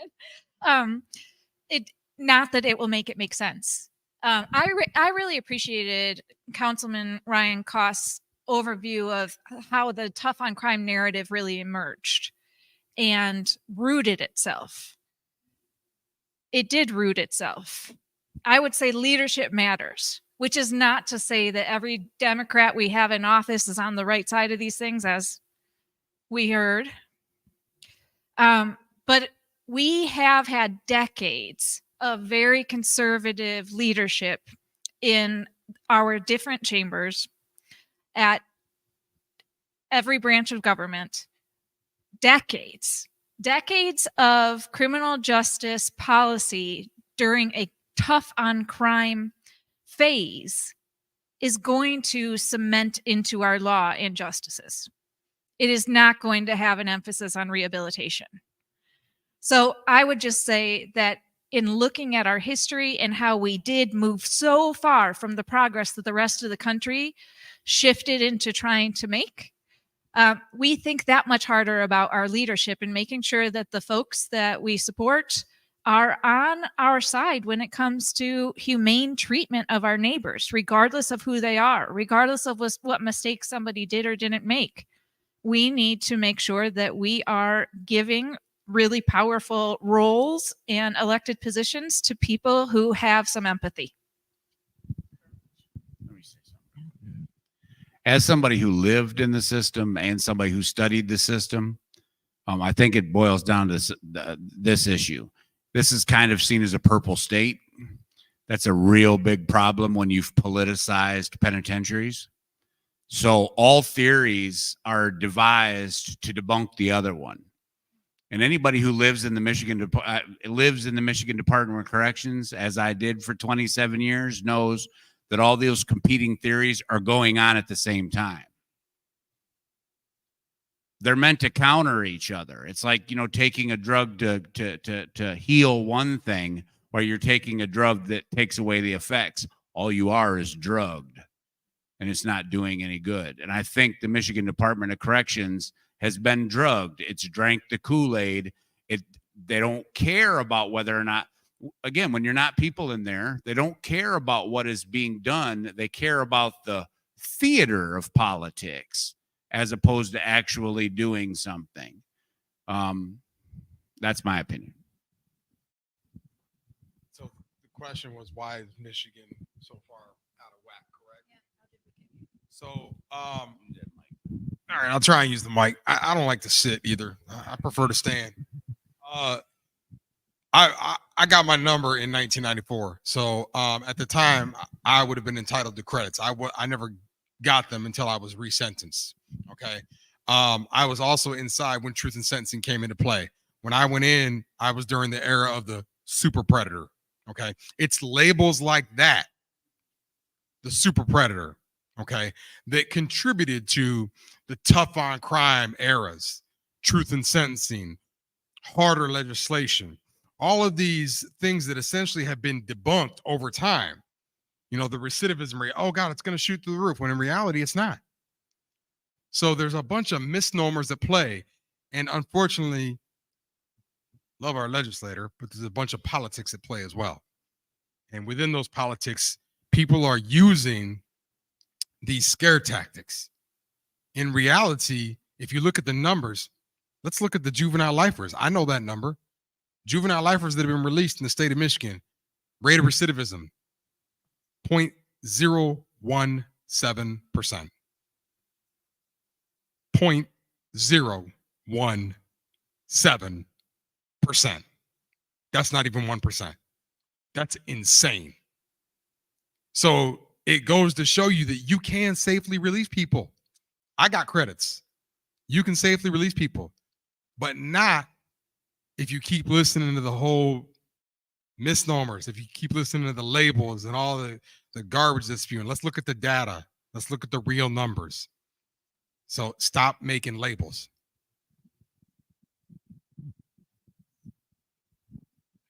I really like your righteous indignation. It's crazy. For God's sake, it'll drive you crazy once you begin to understand what's really going on. And so, not to lecture you or detract from anything that anyone has said here, but rather build on it to say media,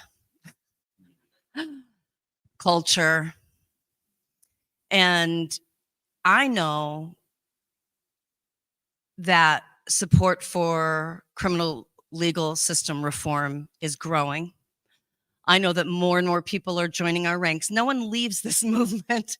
Nobody wakes up one day and says, you know what? I really think we actually should be putting more people in prison and we should treat them more horribly. It doesn't happen. People are going to continue to join us, even though you're going to see in the news that tough on crime is experiencing a resurgence, if you haven't seen that already. And they're starting to, flap their lips about that stuff like leaves in the wind. And I say to you, educate your family. Oh, strike that. Sorry. First commandment of advocacy, thou shalt not advocate to thine own family. They usually don't listen very well. Educate your community. Really, talk to everyone you can about these issues. Because you know what's going to happen? The truth always rises. It always does. You're going to plant seeds in ways that you don't even know about. Rebels are being born every day. So just keep sharing, have the faith, take care of yourselves. This is hard work. This is very hard work. And we don't come to it because we just wake up one day and decide it's a good thing to do. We've had rough roads. We've seen difficult things. We have to love ourselves and each other as much as we can while we're fighting the good fight. Some of us just eat a lot of bologna sandwiches in the joint. That's how we get there. This was an online question or two questions. Not short, sorry. Just regarding recidivism and public safety concerns with things like good time, second look.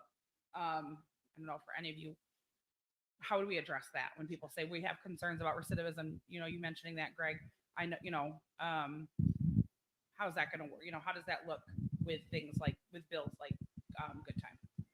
Actually, not only there were a couple things that were covered in particular at the second looks committee hearing, and the recidivism rate was a big pivot point because we had Dr. Robert Kitchick that testified about the recidivism rate, particularly in Pennsylvania, I believe it was, and they came out with, I think it was, what was it, 6%, 3%, Emily, something like that. But essentially they had, I believe it was 6 offenders that were arrested and 3 were criminally charged. And then 2 actually one ended up with like trespassing and the other one ended up with like some kind of a burglary charge. So the numbers again are proving time and again that crime is not necessarily on the uptick. That's once again, it's just a political tactic, a political ploy to get the votes. We have to be smarter than, excuse me, once again, the politicians trying to gather our vote. We can't allow that. we can't allow a politician in particular, and by the way, I'm speaking on behalf of myself, not Sato, but we can't allow a politician to necessarily garner our vote, or even those around us that we love and care about, on the basis of fear. We did it before.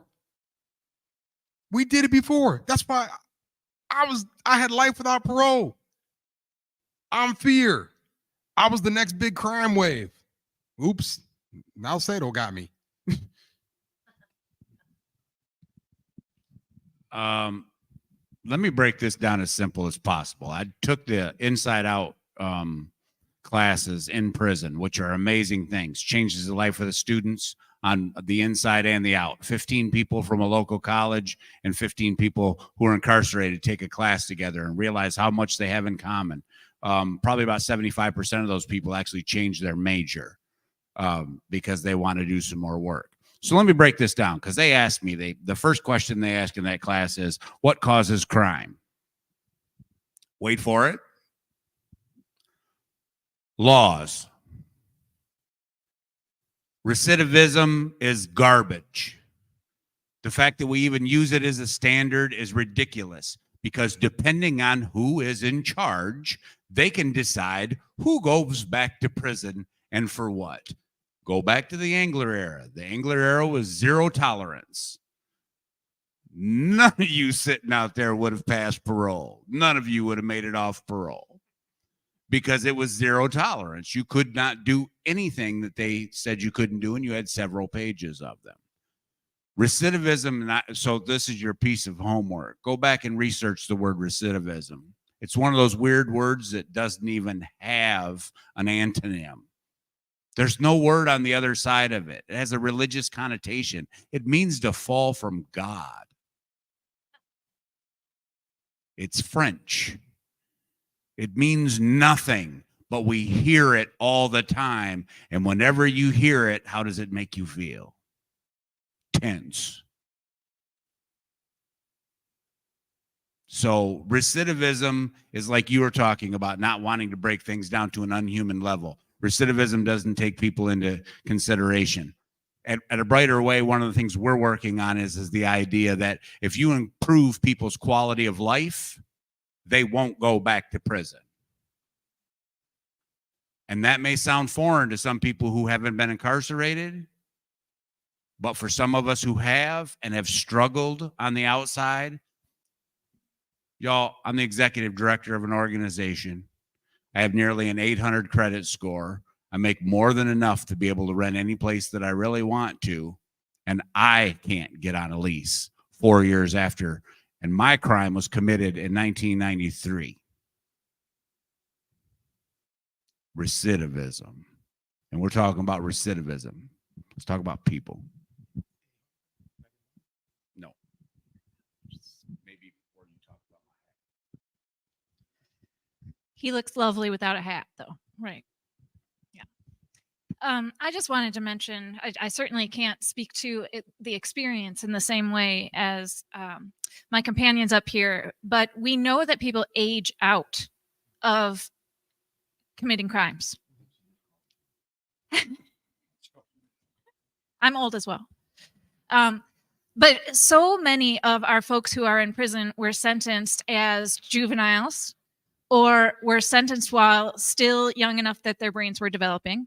We know, we in this room especially are more likely to know that our brains are not completely developed until our mid-20s, which leads to youth being more impetuous, more impulsive, and also to care more about peer pressure.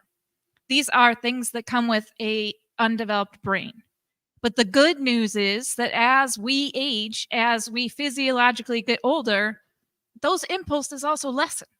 We're less likely to commit crimes. Giving somebody a longer and longer sentence isn't what makes them less likely to commit a crime over time once they're released. I mean, no. I suppose it stops you from being able to in the world. But the fact is, if you're in for 65 years, your own individual instinct for responding in that way is not as strong. The best way to do rehabilitation is to ensure that we're offering people the resources that they need at the front end after they've been sentenced, and even further towards the front end before any circumstances come up where they're in a situation that can lead to committing a crime. If we think that we need to incarcerate somebody for 60 some years, then we are admitting that incarceration isn't accomplishing anything.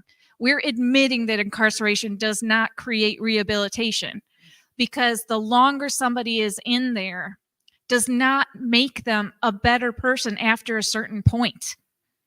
But it can make it that much harder for you to enter the world the longer you're in there, because of PTSD, because of having to sign on to the culture in prison, because of any number of things. So the more we can invest in creating the stable social environments that leave people knowing that they are supported and can thrive in the world, so that they hopefully will never make it to prison, and also the more evaluations we can do regularly to measure, and that's really what it is, measure that learning and growing, so that people don't stay longer than what is effective and useful and healing for them. But no 65-year-old has the same inclinations. So I'm going to offer a spin on this too, because I just recently wrote in our MJA newsletter last week about recidivism. And the latest numbers I saw out of MDOC quote something like 22.1%, lowest it's ever been. Looking at that the other way means that nearly 78% people do not recommit a crime. So when I hear the question, well, how is this going to affect recidivism and public safety? The truth is, the person who is asking the question wants a guaranteed answer from you as to why this law isn't going to be a problem and that they can sleep safely at night. And there is no answer to that. We cannot predict human behavior. I can't tell you who's going to commit a crime again and not. You have to take a chance. Just like the judge took a chance on me 4 times as a juvenile. I started seeing him when I was 14. I saw him twice when I was 15. And then by the time I was 16, he finally threw his hands up and he threw me in prison. But he didn't throw me in prison for 10 years. He gave me a 6-month to 1-year sentence. Plenty of time to think about the stupidity of my youth, and let me come back, and he took a chance again, and he released me into society. I never looked back. I can't guarantee you that this law won't allow some people to go out and come. It's impossible. They're asking an impossible question, and I can't answer it.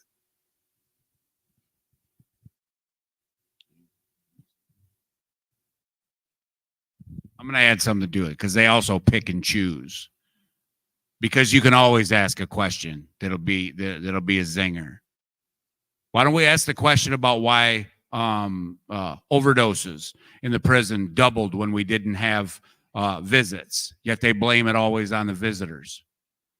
We don't talk about that. Why do we talk about throwing away the key with somebody who makes a mistake? We don't talk about locking all the doors to the prisons whenever an officer gets convicted of a crime.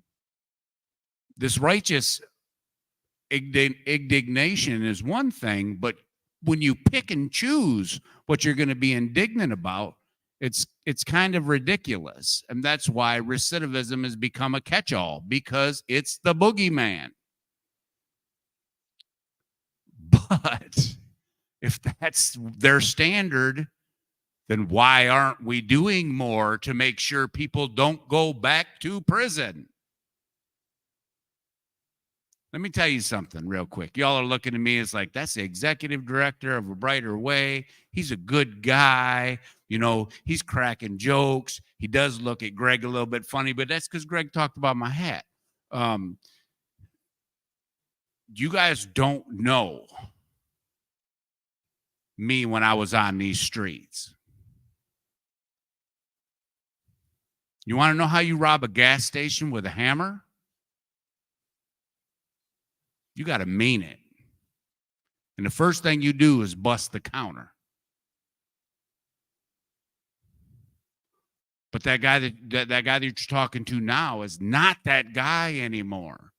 There's a lot of people in there that are like me that didn't just age out of it. We got wise in that situation. When I realized I could have a negative impact on people, at one point in time, it just made sense. I could probably have a positive impact. Let me try that on for size. And I started teaching these classes, and I started seeing how people's lives changed. I had a guy write me from Syria while I was in prison because he got deported when they let him go home. But he told me how much it had changed his life when he took place in the wholeness class that I taught. Do you want people to succeed? Who was it? I think it was Conrad Hilton that said, you want to know the secret to success? Fail more. So give them more opportunities to fail in a way that is controlled. You know what the prison system is based on and why it's such a problem? It's on an abusive parenting model. And it's on a military model. Anybody who's been in the military knows that they break you down to build you back up. The problem is when budget cuts come, you can't afford to build them back up anymore, but you continue to do the break them down. Sticks are free, carrots cost money.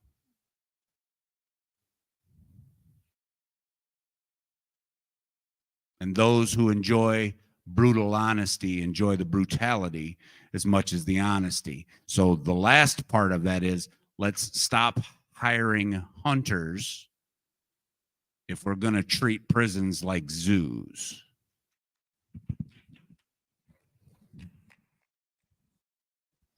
Thank you. Just a few thoughts on that. First of all, we have to recognize the politicizing of public safety, because anytime I've seen the cops show up in hearings and start to talk about public safety, it just means they need more laws so they can go get people and incarcerate more people.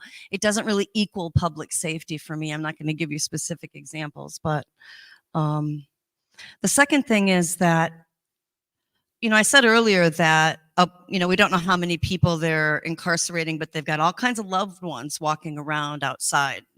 And this piece about education, again, we have to destigmatize incarceration in every way that we can, so that people aren't afraid of us. They're not afraid of it, like they've been taught to through all of these public safety education campaigns.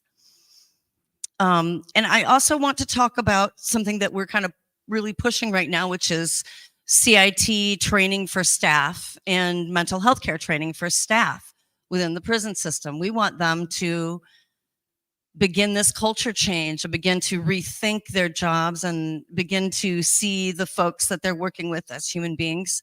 I've heard horrible stories about how folks are treated when they're kind to the imprisoned folks, the population in Michigan. So we really want to start supporting staff. We want to make sure they've got training.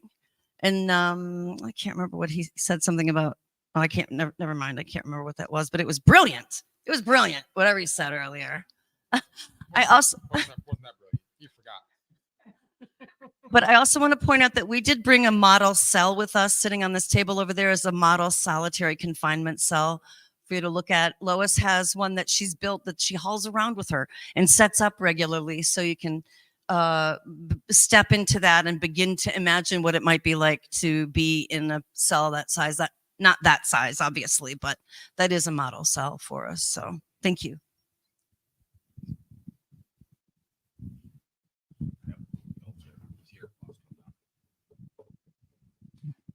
She's like, I'm done with you guys. Get out. Thank you to our panel. Okay, thank you guys. I know we're getting late and we're a little bit.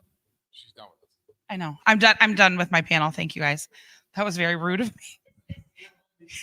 So, before we all leave tonight, we have one more speaker, and I think he's ready. So, Hill Harper, everyone.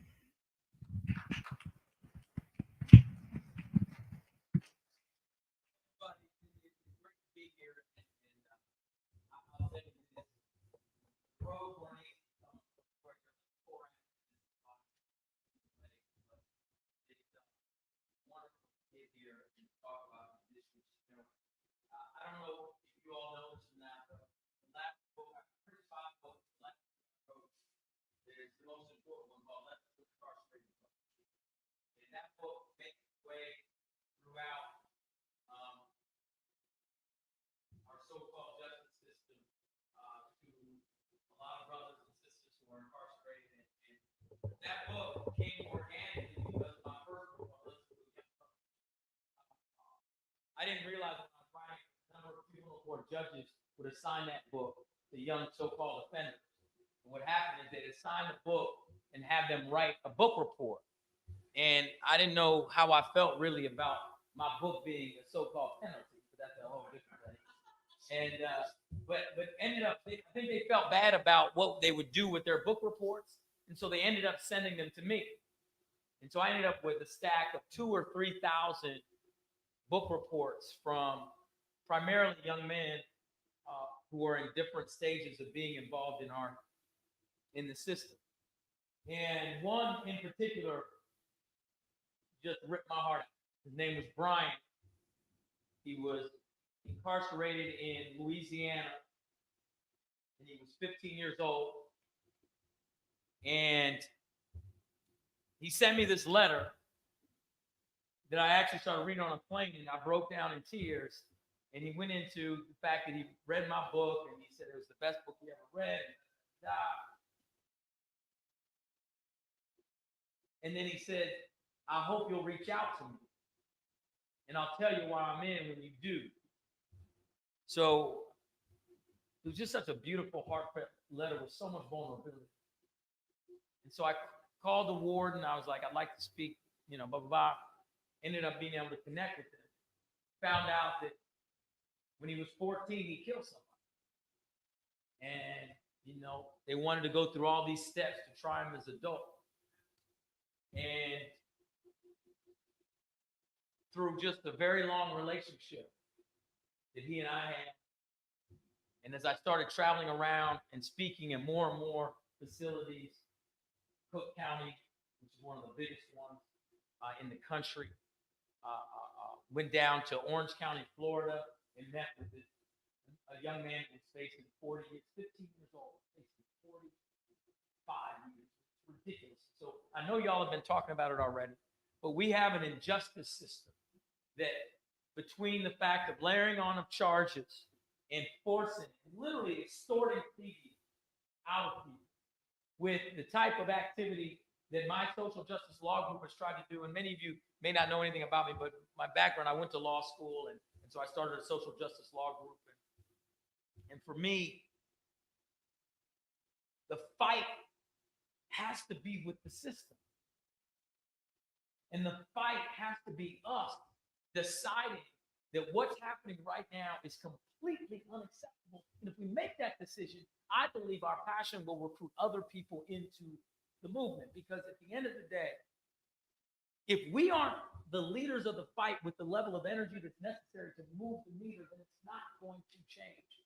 And we're going to allow other people to control the messaging. And so what I've been really focused on recently, and I'm running for the United States Senate, and this is one of my major issues, because follow the money. Follow the money. We have a $7.3 trillion annual federal budget. We spend billions of dollars through this web system in a country where we're 5% of the world's population, but we hold 25% of the world's incarcerated population. It is outrageous. It should be the thing that's talked about regularly because it's so inefficient. Even if we talk about it from a pure, we know that every dollar you invest in early childhood education, in job programs, skilled trades, all of these things can hold up communities, create jobs, create the recirculation of the dollar. We know you get paid back $8 later on, but why doesn't it happen? It doesn't happen because folks in those communities don't have lobbyists. They can't write big checks. They don't have special interest groups. So instead, the NRA, the gun lobby, big pharma, big oil, we can go down the line of different super PACs, ultimately control our representatives' decisions. But here's the problem, y'all. We are allowing it to happen. We keep electing the same type of people over and over and over again, expecting a different result. And I don't know about you. The definition of insanity is that we literally do it over and over. We get convinced that the establishment candidate, that's who I'm supposed to vote for. And we continuously rinse and repeat this, expecting them somehow to not just stick their toe in an issue, but actually fight for us. And they don't, because they're not really beholden to us. They're beholden to the special interest group that wrote the check. So, how do we fight back? We fight back by people-powered movements. And I would suggest to you this, that many people say, when I went to law school with Barack Obama. So we met the first day of class at Harvard Law School and worked with him and did as much as I could with him and tried to support and help him. And in fact, the first time he went to a prison was with me. We were students at Harvard Law School. A brother who was incarcerated reached out to me because I ran the Black Law Students Association. And he said, hey, how come y'all Harvard N-words don't help us in the prison community? Y'all think you're too good? What's up? And you know, he was right. At Harvard Law School, we did a lot of work, Legal Aid Bureau, we did a stuff for rent, wrongful, folks getting out, just all sorts of things, but not really leading into the prison system in a real way. I said, man, what do you like to do? Because he and I were basically the same age. And he said, I like to play basketball. I said, I like to play basketball. So I said, well, let's do a basketball game. He said, can we do that? I said, I don't know. So I called the warden. I was like, hey, warden, I want to bring a group of Harvard Law School students to play basketball. We'll have a game. The warden's like, are you sure you want to do that? I said, yeah, let's do it. He's like, well, we've never done that before, but I guess we could do it and, whatever. So it was Walpole State Penitentiary, maximum security in Massachusetts. Then me, I call Barack Obama, I get him, I get, 3 other law students. I rent a van, we drive out to Walpole State Penitentiary. The warden takes us in a room and says, okay, here's a diagram of the gym. Here are the cubbies where officers will be. And if something goes down, just go to the corners. We're not going to shoot the corners. And they look at me like, what is it? I said, no, yeah, we're the type of prison we have is once you're in population, we don't send our guards in population that way, blah, blah, blah, blah. Okay, whatever. So the guys are looking at me like, what did you get us into? So we go to the gym, and everyone has in their mind what a gym is, but it's different. A prison gym is different. They know it's not like there's any bleachers up in there. So the whole prison lines the court, and it's like 5 dudes deep. So the court gets relatively small because everybody wants to see this game. I'm like, yo, you all any good? We betting on you. So I was like, just watch us warm up and you can make a decision. Don't blame me for losing. And so ultimately we play the game. And what I realized during that game, that basically it was 5 black men on each side, young black men on each side. And one of whom would years and years later become president of the United States. But in that moment, you realize that just change a few scenarios and decisions, and we could have all switched places. Because all of us have run-ins with the law multiple times. And it just because maybe someone taught us to have our hands out when we get stopped, or just speak this way, or to do this, or do that, we didn't end up in a situation. Any of us could have flipped and switched. And we have to give everyone that same opportunity. And the fact that we are literally criminalizing poverty in this country is abhorrent. And we have to rally our communities. And it's really hard, right? Because since you really don't have much choice and you've never really seen a return on your investment in your vote, you check. Why? why do it? But we actually have to take the opposite posture and lean in because we could control the outcomes. And so for my candidacy, we actually have a Zoom Sunday night. It is a group, that I'm attempting to put together from across the state of organizers of folks that are returning citizens and have them be a part of the campaign to talk to, because we're talking about almost 300,000 eligible voters across the state that vote at a less than 1% to 2% rate, because many think they can't vote. Many really don't want to mess with the system and don't want to have their names on something and don't want to, it's like, okay, there's some jeopardy there potentially, and this is that. Even folks in jail awaiting trial can get an absentee ballot and vote. But they don't even know that.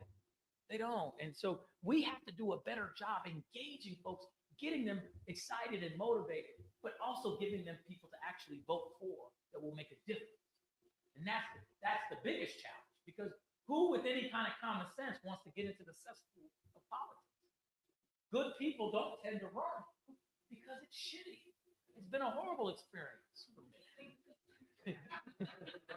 I mean, it's been horrible.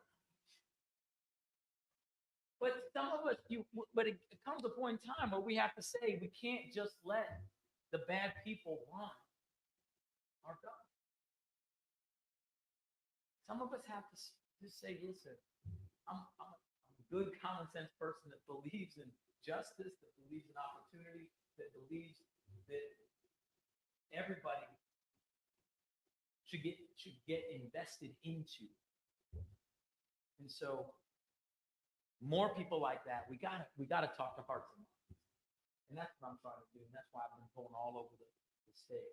And so with that, if anybody has any questions, any comments, I would just like to stop there. Yes. My name is Hill Harper. I'm a Democrat candidate for the United States Senate here in Michigan. I am proud to say this, that I am the first Black Democrat in over 3 decades in Michigan to be on a U.S. Senate ballot. But just being on the ballot isn't good enough. We got to win this primary. And it's not going to be easy, but we can do it with a people-powered movement. Yes.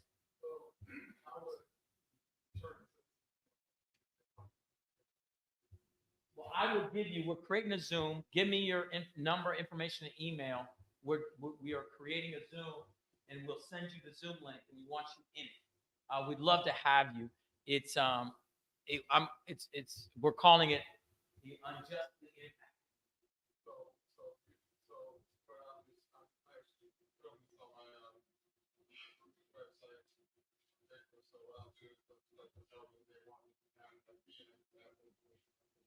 That's perfect. I'll get you the Zoom link either way, and you can blast it out to them.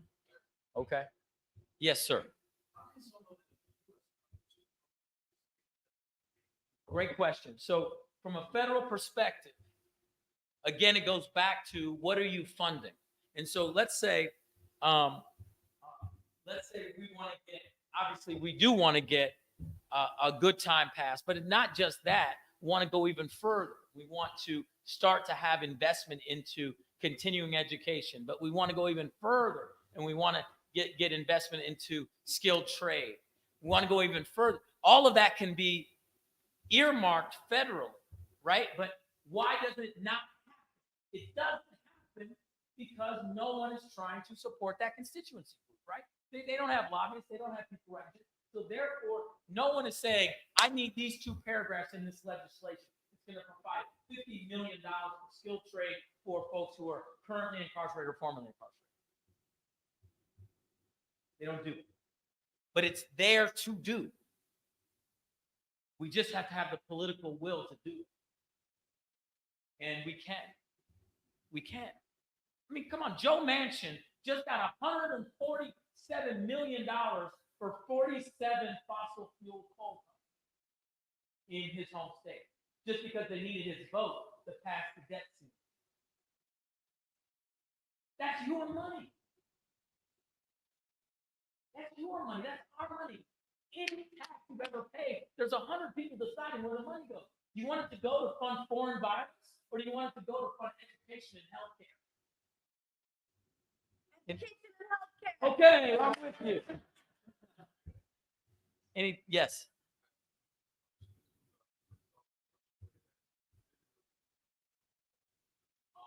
So, in the past, the federal government has essentially locked up state funds, people who don't get on board with legislation. That passed, certain legislation. How do you feel about getting on board to prohibit light alcohol across the country? And how do you feel about locking the funds?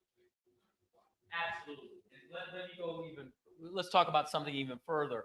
I was the national ambassador for the Innocence Project. And from that capacity, you know, unfortunately, my opponent is not with me.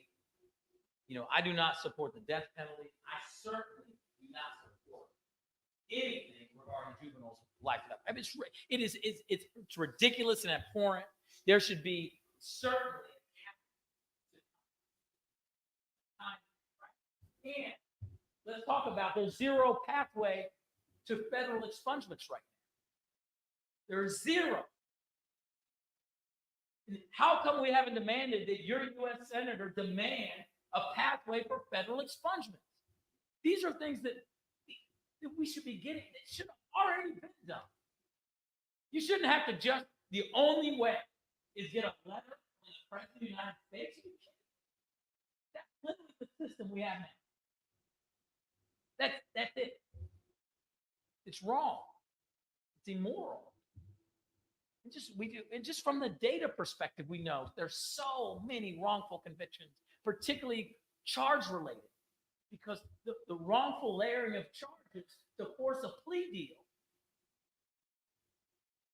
You know, someone sitting there for 12 months, they say, man, you know, you're facing 75 years because we layered on all these charges. So you're going to try, you're going to face that.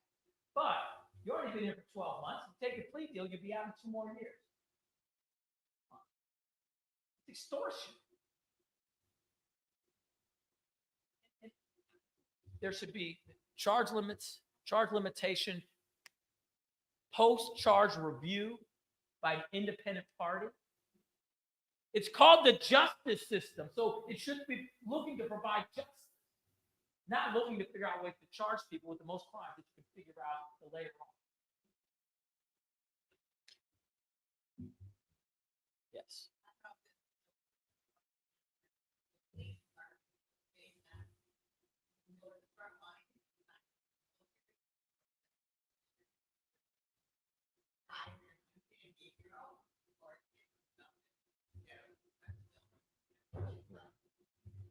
It's odd that they even call it a bargain. We actually let them use those words. Like having a choice to go to prison, the word bargain is even involved. Yes, sir. Did you know that the military Say, I can hear it.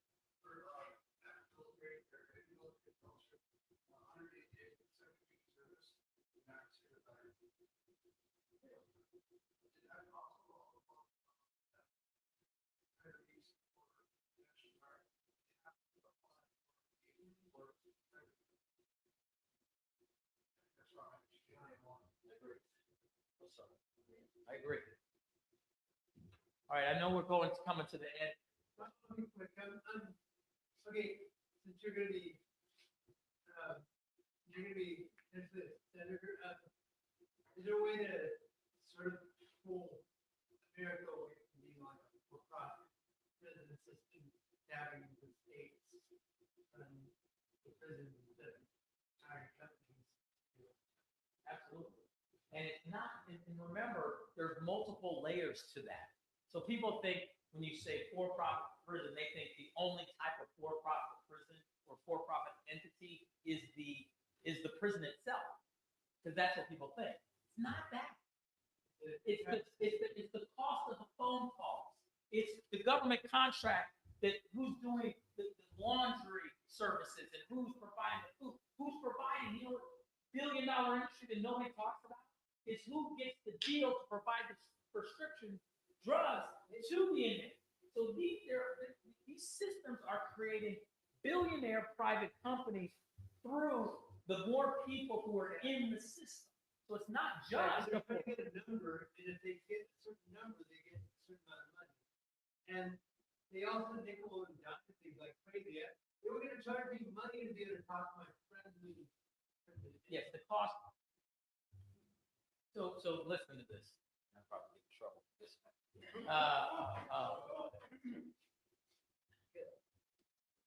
I gotta preface it first. I love it for. But, let me just say this big but. The person who owns the Detroit Pistons made their money off of the phone calls.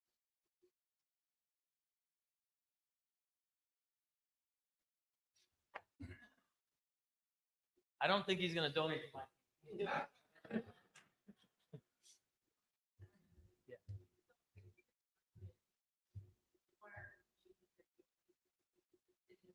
Oh, there's so many, but I mean, a couple. One what I mentioned already. Catholic Federal Fund, that's first. There's just people literally sitting in federal prison that should not be there, and they've been there for years.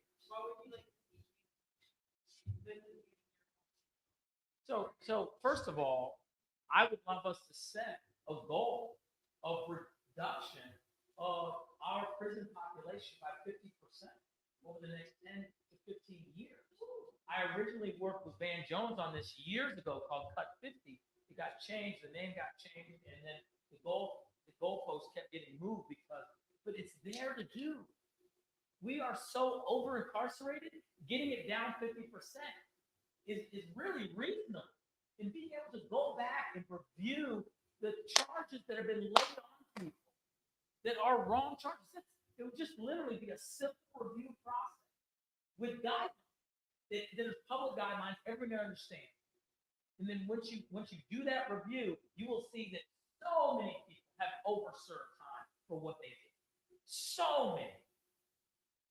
It would happen so quickly if we did it and we put the resources behind it. So that, yes. Legislation is the hardest thing to do. People talk about it all day long. I want to know how you're going to elevate the voices of the people that are going to go to war with you and go to battle for you. Because a lot of times we don't have the platform. And when somebody like you has a platform, they can bring somebody with them. So how are you going to do? Well, I'll give you one step better. What I want to do is, most people don't ever talk about it. I don't think you hear any politicians talk about that because they're so wrong with their hiring. Is that a senator, U.S. senator, hired to be, depending on how they allocate their budget, 50 to 120 people from in-state on Capitol Hill. And this is a quick side fact. Less than 1%, actually 0.5% of legislative staff, aides, and folks who work are Black. Okay, so that's just to give you the Senate. Do you know who gets hired to these Senate jobs, legislative aides, etc.? Family members of people who did what? Stroke that check. And they don't even have to be from Michigan, right? They don't need to be from your home state. And so, first of all, I'm making a commitment that everybody will be from my home state, and everybody will be. And I would say I would match the percentage of folks that have been involved in the system should be the same percentage of people that are working in my staff.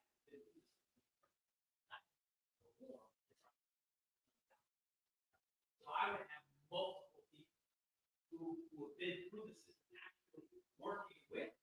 So I'm amplifying their voice by making what I'm doing.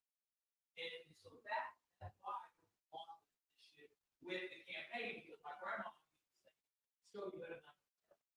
So if I'm not doing it in my campaign, what makes you believe I do it when I'm the senator? So I have groups of folks that I'm actually paying to be a part of my campaign as staff. If I'm going to do, so I'm trying to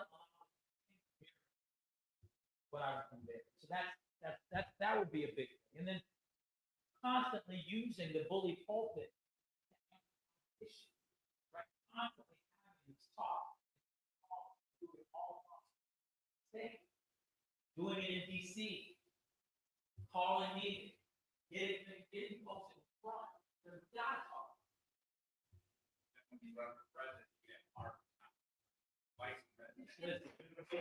I told Marvin, listen, Marvin already knows. Marvin already knows that he's got a job with me 100%.